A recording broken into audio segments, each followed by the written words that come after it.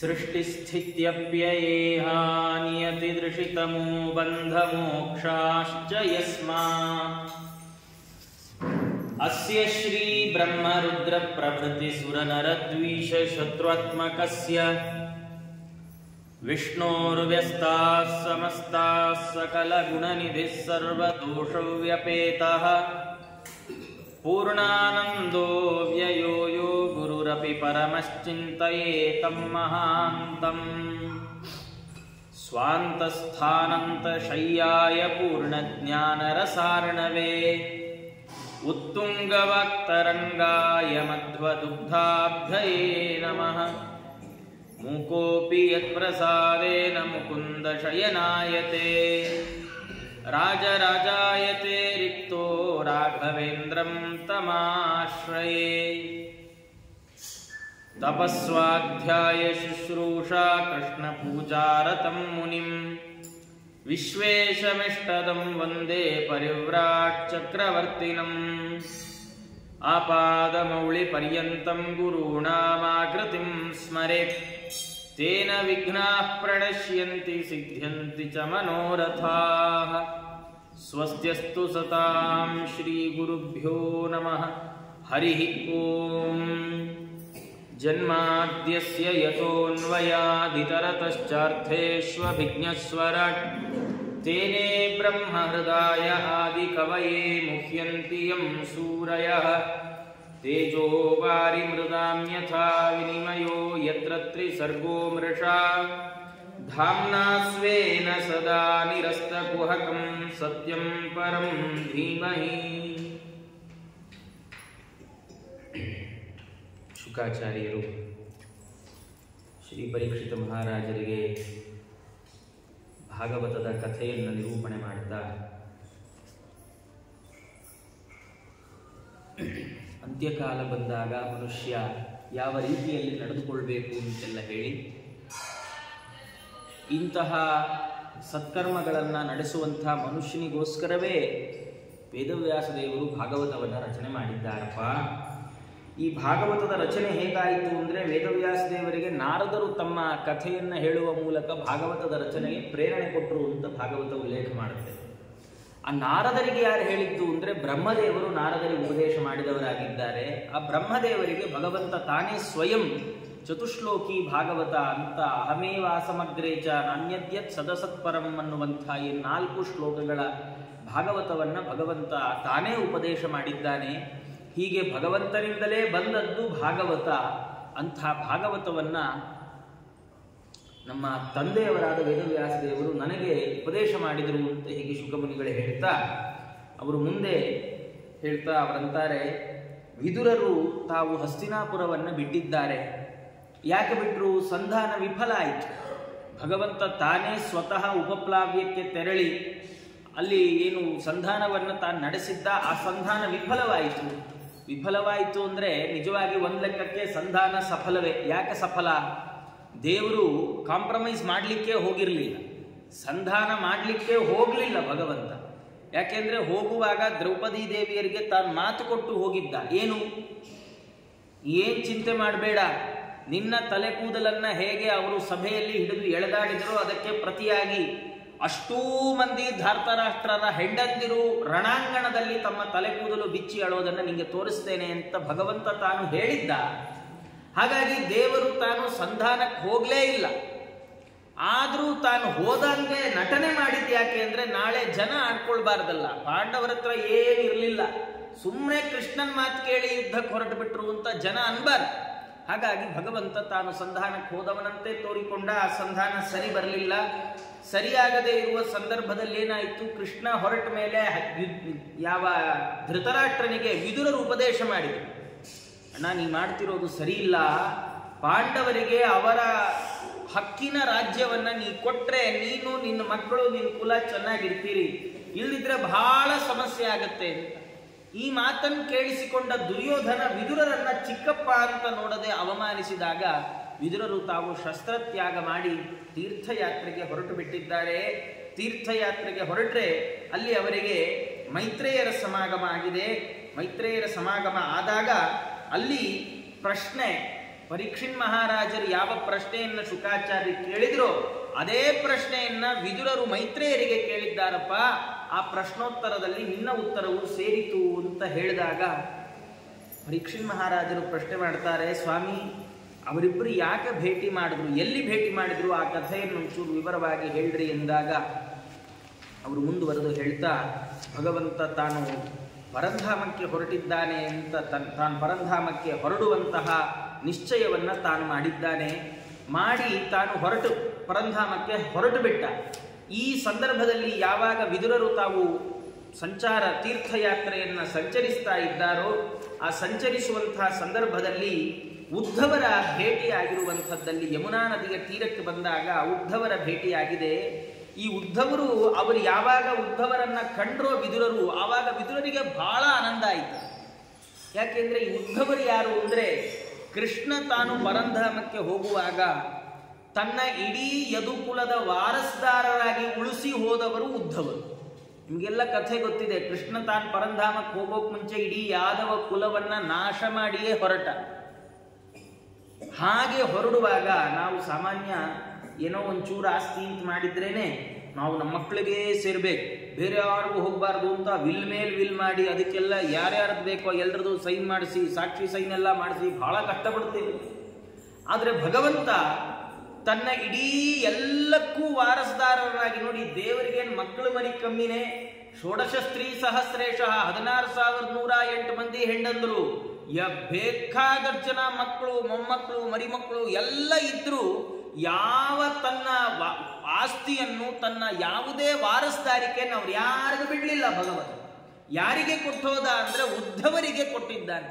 ಉದ್ಧವರನ್ನ ಕರೆದು ತತ್ವಜ್ಞಾನವನ್ನು ಉಪದೇಶ ಮಾಡಿ ಅವರನ್ನ ತೀರ್ಥಯಾತ್ರೆಗೆ ಕಳಿಸಿಕೊಟ್ಟ. ನೀವಿಲ್ಲಿರೋದು ಬೇಡ, ಎಲ್ಲರೂ ನಾಶ ಆಗುವಾಗ ನೀವಿಲ್ಲಿದ್ರೆ ನಿಮಗೂ ಏನಾದರೂ ತೊಂದರೆ ಆದೀತು, ನೀವು ತೀರ್ಥಯಾತ್ರೆಗೆ ಹೊರಟು ಬಿಡಿ ಅಂತ ಯಮುನಾ ನದಿಯ ತೀರಕ್ಕೆ ಅವರು ಎಲ್ಲ ತೀರ್ಥಯಾತ್ರಾ ಕ್ರಮದಲ್ಲಿ ಬಂದಿದ್ದಾರೆ. ಹಾಗೆ ಬಂದ ಉದ್ಧವರಿಗೂ ವಿದುರರಿಗೂ ಭೇಟಿ ಆಯಿತು. ವಿದುರರಿಗೆ ಬಹಳ ಆನಂದ ಆಗ್ತಾ ಇದೆ. ಅವರಂತಾರೆ, ನಿಮ್ಮನ್ನ ಕಂಡದ್ದು ನಂಗೆ ಬಹಳ ಸಂತೋಷ, ಏನಾರು ಮಾತಾಡೋಣ. ಏನ್ ಮಾತಾಡೋಣ ನೋಡಿ, ಎಷ್ಟು ಚಂದ ಈ ಕಥೆ ಅಂದ್ರೆ, ನಾವು ಯಾರಾದರೂ ನಮ್ಗೆ ತುಂಬ ವರ್ಷದ ಸ್ನೇಹಿತರು ಭೇಟಿ ಆದರೆ ನಾವು ಹಳೇ ದಿನಗಳನ್ನೇ ಮೆಲುಕು ಹಾಕ್ತೇವೆ, ಹಳೆ ನೆನಪುಗಳು. ಅವ ಕಾಲೇಜಲ್ಲಿ ಬಹಳ ಚೆನ್ನಾಗಿತ್ತಲ್ಲ, ಕಣ್ಣೆಲ್ಲೋ ಬಹಳ ಚೆನ್ನಾಗಿ, ಬರೀ ಇಂಥದ್ದೇ. ಅದು ಏನು ಉಪಯೋಗ ಆಗೋಲ್ಲ ಅದರಿಂದ. ಆದರೆ ವಿದುರರು ಉದ್ಧವರನ್ನ ಭೇಟಿಯಾದಾಗ ಅವರು ಕೇಳಿದ ಮೊದಲ ಪ್ರಶ್ನೆ ಏನು ಅಂದ್ರೆ, ಕೃಷ್ಣನ ಬಗ್ಗೆ ಹೇಳ್ರಿ ಸ್ವಾಮಿ, ನಂಗೆ ಬೇರೆ ಬೇಡ, ಲೋಕ ವಾರ್ತೆ ಬೇಡ, ನಂಗೆ ಬೇಕಾದದ್ದು ಯಾವುದು ಅಂದ್ರೆ ಲೋಕನಾಥನ ವಾರ್ತೆ ಹೇಳಿ, ದೇವರ ಬಗ್ಗೆ ಹೇಳಿ, ಕೃಷ್ಣನ ಬಗ್ಗೆ ಹೇಳಿ. ಅಲ್ಲ, ಕೃಷ್ಣನ ಬಗ್ಗೆ ಕೇಳಕ್ಕೆ ನಿಮಗೇನು ಅಷ್ಟೊಂದು ಉತ್ಸಾಹ? ಅವರಂತಾರೆ ವಿದುರರು, ಅಜಸ್ಯ ಜನ್ಮೋತ್ಪಥನಾಶನಾಯ ಕರ್ಮಾಣ್ಯ ಕರ್ತು ಗ್ರಹಣಾಯ ಪುಂಸಾಂ ನತ್ವನ್ಯಥಾ ಕೋರ್ಹತಿ ದೇಹ ಯೋಗಂ ಪರೋ ಗುಣಾನಾಮುತ ಕರ್ಮತಂತ್ರಂ. ಅವರಂತಾರೆ, ಸ್ವಾಮಿ, ಭಗವಂತ ಭೂಲೋಕದಲ್ಲಿ ಕೃಷ್ಣ ಅನ್ನುವ ರೂಪದಲ್ಲಿ ಅವತಾರ ಮಾಡಿದ ಅನ್ನೋದೇ ಬಹಳ ದೊಡ್ಡ ಸುಳ್ಳು. ಯಾಕೆ ಅಲ್ಲ, ಅವತಾರ ಮಾಡಿದ್ದು ಕಣ್ಣಿಗೆ ಕಂಡಿದೆಯಲ್ಲ, ದೇವರು ಭೂಮಿಗೆ ಬಂದಲ್ಲ, ಅವನಿಗೆ ಹುಟ್ಟಿದೆಯಲ್ಲ. ಅವರಂತಾರೆ, ಅಜಸ್ಯ, ಭಗವಂತ ಅಜ, ಅವನಿಗೆ ಹುಟ್ಟಿಲ್ಲ. ಆದ್ರೆ ಅವನು ದೇವಕಿ ಗರ್ಭ ಸಂಭೂತ. ನಾವೆಲ್ಲ ಕೃಷ್ಣಾಷ್ಟಮಿ ಗರ್ಭೆ ಕೊಡ್ತೀವಲ್ಲ, ದೇವಕಿಯಿಂದ ಹುಟ್ಟಿದವ ವಸುದೇವನ್ ಮಗ ಎಲ್ಲ ಹೇಳ್ತೇವಲ್ಲ, ವಾಸುದೇವ ಅಂತೀವಿ, ದೇವಕಿ ನಂದನ ಅಂತೀವಿ, ನಂದಕುಮಾರ ಅಂತೀವಿ, ಎಲ್ಲ ಹೇಳ್ತೇವಲ್ಲ ಕೃಷ್ಣನಿಗೆ. ಅವರಂತಾರೆ, ಅಜಸ್ಯ ಜನ್ಮ, ಯಾಕೆ ಗೊತ್ತೋ? ಎಂದೂ ಹುಟ್ಟಿಲ್ಲದ ಭಗವಂತ ಹುಟ್ಟಿದವನಂತೆ ಭೂಮಿಯಲ್ಲಿ ಪ್ರಾದುರ್ಭಾವಗೊಳ್ಳೋದು ಯಾಕೆ ಗೊತ್ತಾ? ಉತ್ಪಥನಾಶನಾಯ, ದಾರಿ ಬಿಟ್ಟವರನ್ನ ಸಂಹಾರ ಮಾಡಲಿಕ್ಕೆ. ದೇವರು ಭೂಮಿಗೆ ಬರೋದು 2 ರೀಸನ್ಗೆ, 2 ಕಾರಣ, 3ನೇ ಕಾರಣ ಇಲ್ಲ ಅನ್ನತ್ತೆ ಭಾಗವತ. ಭಗವಂತ ಭೂಮಿಗೆ ಬಂದದ್ದು ಒಂದು ಕಾರಣದಿಂದ. ಯಾವ ಕಾರಣದಿಂದ? ಎಲ್ಲ ದುಷ್ಟರನ್ನ ಸಂಹಾರ ಮಾಡಬೇಕಾಗಿದೆ. ಅದಕ್ಕಿಂತ ಮುಖ್ಯವಾದ ಇನ್ನೊಂದು ಕಾರಣ ಇದೆ. ಅವರಂತಾರೆ, ಕರ್ಮಾಣ್ಯ ಕರ್ತು ಗ್ರಹಣಾಯ ಪುಂಸಾಂ. ಭಗವಂತ ಭಾಗವತ ಉಲ್ಲೇಖ ಮಾಡದ ಮುಂದೆ ದಶಮಸ್ಕಂದದಲ್ಲಿ ದೇವರು ಬ್ರಾಹ್ಮ ಮುಹೂರ್ತದಲ್ಲಿ ಹೇಳ್ತಾ ಇದ್ದಂತೆ ಎದ್ದು ತನ್ನ ನಿತ್ಯ ದೈನಂದಿನ ಕರ್ಮಗಳನ್ನೆಲ್ಲ ಮುಗಿಸಿ ಆನ್ಹೀಕ ಕೂತ್ಕೊಳ್ತಾ ಇದ್ದಾನೆ. ಆನ್ಹೀಕ ಕೂತ್ಕೊಂಡು ದೇವ್ರ ಧ್ಯಾನ ಮಾಡ್ತಾ ಇದ್ದಾನೆ. ಎಲ್ಲ ಆದ್ಮೇಲೆ ಮಕ್ಕಳಿಗೆ ಸಂಧ್ಯಾವನೆ ಹೇಳ್ಕೊಡ್ತಾ ಇದ್ದಾನಂತೆ. ಮನೆಯವರ ಜೊತೆಗೆ ಸಲ್ಲಾಪ ನಡೆಸ್ತಾ ಇದ್ದಾನೆ, ಮಕ್ಕಳಿಗೆ ಶಸ್ತ್ರಾಸ್ತ್ರಗಳನ್ನು ಕಲಿಸಿಕೊಡ್ತಾ ಇದ್ದಾನೆ, ಶಾಸ್ತ್ರ ಗೋಷ್ಠಿಯಲ್ಲಿ ಕುಳಿತುಕೊಳ್ತಾನೆ, ಎಲ್ಲ ಮಂತ್ರಿ ಮಂಡಲವನ್ನು ಕರೆಸಿ ತಾನು ವಿಚಾರ ವಿನಿಮಯ ಮಾಡ್ತಾನೆ. ಯಾಕೆ ಭಗವಂತ ಇಷ್ಟೆಲ್ಲ ಮಾಡ್ತಾನೆ? ದೇವರು ಇಷ್ಟೆಲ್ಲ ಕರ್ಮ ಮಾಡಬೇಕಾದ ಅನಿವಾರ್ಯತೆ ಏನಿದೆ? ಭಗವಂತ ನಮ್ಮ ಹಾಗಲ್ಲ. ದೇವರು ನಮ್ಮ ಹಾಗೆ ಕರ್ಮ ಮಾಡದೇ ಇದ್ರೆ ಅವನಿಗೆ ದೋಷ ಇದೆ. ನಾವು ಒಂದ್ ದಿವಸ ಸಂಧ್ಯಾವನೆ ಬಿಟ್ರೆ ನಮ್ದು ಜನಿವಾರ ಗೂಟಕ್ಕೆ ನೇತು ಹಾಕೋ ದಾರ ಆಗತ್ತೆ. ಒಂದ್ ದಿವಸ ಅಲ್ಲ, ಒಂದೊತ್ತು ಗಾಯತ್ರಿಯನ್ನ ಜಪ ಮಾಡದೇ ಇದ್ರೆ, ಒಂದೊತ್ತು ಸಮಯಕ್ಕೆ ಸರಿಯಾಗಿ ಅರ್ಘ್ಯ ಕೊಡದೇ ಇದ್ರೆ ನಮ್ದು ಜನಿವಾರ ಅಲ್ಲ, ಅದು ಸುಮ್ಮನೆ ಸುತ್ತಲಿ ದಾರ ಅಷ್ಟೇ. ಹಾಗಾದ್ರೆ ನಾವು ಮಾಡುವ ಕರ್ಮ ನಮ್ಮ ಸೆಲ್ಫ್ಗೋಸ್ಕರ, ನಾವು ಸರಿ ಇರಬೇಕು, ನಾವು ಜಗತ್ತಲ್ಲಿ ವಿಪ್ರ ಅನ್ನಿಸಿಕೊಳ್ಬೇಕು, ದ್ವಿಜ ಅನ್ನಿಸಿಕೊಳ್ಬೇಕು ಅಂತಾದರೆ ನಾವು ನಮಗೆ ವಿಹಿತವಾದ ಕರ್ಮಾನುಷ್ಠಾನವನ್ನ ಭಗವತ್ ಪ್ರೀತಿಗೋಸ್ಕರ ಮಾಡಬೇಕು. ಇದು ಅನಿವಾರ್ಯತೆ. ಆದ್ರೆ ಭಗವಂತ ಯಾಕೆ ಕರ್ಮ ಮಾಡ್ತಾನೆ?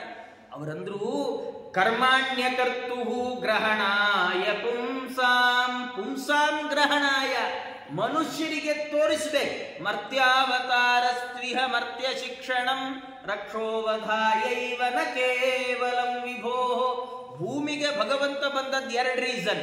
ಒಂದು, ಮೇಲ್ನೋಟಕ್ಕೆ ಕಾಣುವಂತೆ ದುಷ್ಟರ ಸಂಹಾರ. ಆದ್ರೆ ಬರೀ ದುಷ್ಟರ ಸಂಹಾರಕ್ಕೆ ದೇವರು ಭೂಮಿಗೆ ಬರಬೇಕಿಲ್ಲ. ಯಾಕೆ ಬರಬೇಕಿಲ್ಲ? ಅಲ್ಲೇ ಕೂತ್ಕೊಂಡು ಭಗವಂತ ಕಂಸ ಸತ್ತು ಹೋಗ್ಲಿ ಅನ್ಕೊಂಡ್ರೆ ಸತ್ತು ಹೋಗ್ತಾನ್ರಿ, ಕಂಸ ಬದುಕಲ್ಲ. ಹಾಗಾದ್ರೆ ಭೂಮಿಗೆ ದೇವರು ಬರೋ ರೀಸನ್ ಏನು? ಪ್ರಧಾನವಾದ ಕಾರಣ ದುಷ್ಟ ಸಂಹಾರ ಮಾತ್ರ ಅಲ್ಲ. ದೇವರಂತಾನೆ, ನೋಡ್ರಯ್ಯ, ನಾನೇ ಬೆಳಗ್ಗೆ ಸೂರ್ಯ ಹುಟ್ಟೋಕ್ ಮುಂಚೆ ಹೇಳ್ತೀನಿ, ಸೂರ್ಯ ಏಳೋಕ್ ಮುಂಚೆ ಎದ್ದು ಸ್ನಾನ ಮಾಡಿ ಸಂಧ್ಯಾವಂದನೆ ಮಾಡಿ ದೇವ್ರ ಪೂಜೆ ನಾನೇ ಮಾಡ್ತೀನ್ರಯ್ಯ, ನಿಮಗೇನ್ ಮಾಡಕ್ಕೆ ಅಂತ ನಮ್ಮನ್ ಕೇಳಲಿಕ್ಕೋಸ್ಕರ ಭಗವಂತ ಭೂಮಿಗೆ ಬರ್ತಾನೆ.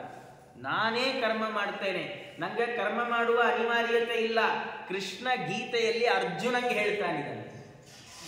ಎಷ್ಟು ಆಶ್ಚರ್ಯ ಅಂದ್ರೆ, ಗೀತೆಯಲ್ಲಿ ಕೃಷ್ಣ ಹೇಳ್ತಾನೆ, ಲೋಕ ಸಂಗ್ರಹ ಮೇವಾಪಿ ಸಂಪಶ್ಯನ್ ಕರ್ತುಮರ್ಹಸಿ. ಕೃಷ್ಣಂಗೆ ಅರ್ಜುನಂದು ಪ್ರಶ್ನೆ, ಅಲ್ಲ ಕೃಷ್ಣ, ಎಲ್ಲರೂ ಕರ್ಮ ಮಾಡಬೇಕು ಅಂತ ನೀ ಹೇಳ್ತೀಯ, ಆದ್ರೆ ಕರ್ಮ ಮಾಡಿದ್ರೆ ಸಂಸಾರದಲ್ಲಿ ಸಿಕ್ಕಾಕೋತೀವಿ ಅಂತಲೂ ನೀನೇ ಹೇಳ್ತೀಯ. ಹಾಗಾದ್ರೆ ಕರ್ಮ ಮಾಡೋದಕ್ಕಿಂತ ಬಿಡೋದೇ ಸುಲಭ ಅಲ್ವಾ? ಭಾರಿ ಸುಲಭ. ನಮ್ಗೆ ಊಟ ನಿದ್ದೆ ಬಿಟ್ಟು ಉಳಿದಿದ್ದೆಲ್ಲ ಬಿಡೋದೇ ಸುಲಭ. ಅದು 2 ಮಾತ್ರ ಬಿಡಕ್ಕಾಗಲ್ಲ, ಉಳಿದಿದ್ದೆಲ್ಲ ಈಸಿಯಾಗಿ ಬಿಟ್ಬಿಡುತ್ತೆ. ಹಾಗಾದ್ರೆ ಕರ್ಮ ಮಾಡಿದ್ರೆ ಸಿಕ್ಕಾಕೊಳ್ಳೋದಾದ್ರೆ ಸಿಕ್ಕಾಕೊಳ್ಳಕ್ ಕರ್ಮ ಯಾಕೆ ಮಾಡ್ಬೇಕು? ಅದಕ್ಕೆ ಕೃಷ್ಣ ಅಂತ ನೋಡು, ಹಾಗಲ್ಲಪ್ಪ. ನಬುದ್ಧಿ ಭೇದಂ ಜನಯೇದ್ ಅಜ್ಞಾನಾಂ ಕರ್ಮ ಸಂಗೀನಾಂ ಜೋಷಯೇತ್ ಸರ್ವಕರ್ಮಾಣಿ ವಿದ್ವಾನ್ ಯುಕ್ತ ಸಮಾಚರನ್. ಹಾಗಲ್ಲೋ, ಅಜ್ಞಾನಿಯಾದವ ಕರ್ಮ ಮಾಡಿದ್ರೆ ಸಿಕ್ಕಾಕೋತಾನಪ್ಪ. ಹಾಗಾಗಿ ಕರ್ಮ ಮಾಡುವಾಗ ಜ್ಞಾನಿಯಾಗಿರ್ಬೇಕು. ಏನ್ ಕಥೆ ಇದು? ಹಲಸಿನಣ್ಣು ತಿನ್ಬೇಕು ಅಂತ ಬಹಳ ಆಸೆ, ಹಲಸಿನಣ್ಣು ಎದುರುಗಡೆ ಇದೆ, ಚಾಕು ಪಕ್ಕದಲ್ಲಿ ಇಟ್ಟಿದ್ದಾರೆ, ಹೆಚ್ಕೊಂಡು ತಿನ್ನೋಣ ಅಂದ್ರೆ ಒಂದೇ ಭಯ, ಏನು? ಅಂಟು ಕೈ ತುಂಬಾ ಅಂಟತ್, ಹೋಗಲ್ಲ ಅಂದ್ರೆ ಹೋಗಲ್ಲ. ಅದಕ್ಕೆ ಏನ್ ಮಾಡ್ಬೇಕು? ಎಣ್ಣೆ ಹಚ್ಕೊಳ್ಬೇಕು, ಕೈಯನ್ನ ಜಿಡ್ಡು ಮಾಡ್ಕೊಳ್ಬೇಕು. ಹೆಚ್ಚುವ ಪದಾರ್ಥವನ್ನ ಜಿಡ್ಡು ಮಾಡಿ, ಕೈಯನ್ನು ಜಿಡ್ಡು ಮಾಡಿ ಹೆಚ್ಚಿದ್ರೆ ಹಲಸಿನ ರುಚಿಯೂ ಸಿಕ್ತು, ಕೈಯೂ ಅಂಟಾಗ್ಲಿಲ್ಲ. ಕೃಷ್ಣ ಅಂತಾನೆ, ಕರ್ಮ ಮಾಡುವವ ಹೀಗೆ ಕರ್ಮ ಮಾಡಬೇಕು. ಅವನು ಕರ್ಮ ಮಾಡುವಾಗ ಆಸಕ್ತನಾಗಿ ಫಲದ ಅಪೇಕ್ಷೆ ಇಲ್ಲದೆ ಕರ್ಮ ಮಾಡಿದ್ರೆ ಕರ್ಮ ಮಾಡಿದಾಗೂ ಆಯ್ತು, ಅದರ ಸೈಡ್ ಎಫೆಕ್ಟು ಬರದೇ ಇರೋ ಹಾಗಾಯ್ತು ಅಂತ ಕೃಷ್ಣ ಅರ್ಜುನಂಗಂದ. ಅಲ್ಲ, ಇಷ್ಟೆಲ್ಲ ಕಷ್ಟ ಯಾಕೆ ಕೃಷ್ಣ? ಬಿಟ್ರೆ ಸುಖ ಅಲ್ವಾ? ಯಾಕೆ ಈ ಹಣ್ಣು ಹಚ್ಕೊಂಡು ಹಂಚ್ಕೊಂಡು ತಿಂದೇ ಇದ್ರೆ ಆಯ್ತಪ್ಪ, ಒಂದ್ ದಿವಸ ಏನ್ ಗಟ್ಟು ಹೋಯ್ತು, ಯಾರು ಹೆಚ್ಕೊಟ್ಟಾಗ ತಿಂದ್ರಾಯ್ತು. ಕೃಷ್ಣ ಹಾಗಲ್ಲ ಅಂದ. ಏನ್ ಗೊತ್ತೋ? ಲೋಕ ಸಂಗ್ರಹಮೇವಾಪಿ ಸಂಪಶ್ಯನ್ ಕರ್ತುಮರ್ಹಸಿ. ನೀನ್ ಮಾಡೋದು ಬಿಟ್ರೆ ನೋಡಿ, ನಾವು ಸಂಧ್ಯಾವನೆ ಮಾಡದೇ ಇರೋದ್ರಿಂದ ಬರೀ ನಮಗೆ ಲಾಸ್ ಅಲ್ಲ.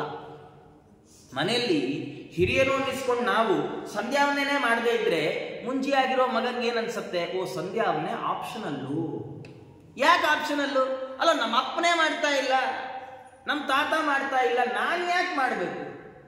ನಾವೇ ಏಕಾದಶಿ ದಿನ ಕಂಠಮಟ್ಟ ಉಪಹಾರ ಮಾಡಿಬಿಟ್ಟು ಮಕ್ಕಳಿಗೆ ಏಕಾದಶಿ ಉಪವಾಸ ಮಾಡ್ತಿದ್ರೆ ಪಾಪ ಬರುತ್ತೋ ಅಂದ್ರೆ ಮಕ್ಕಳೇನು ಅನ್ಕೊಳ್ತಾರೆ?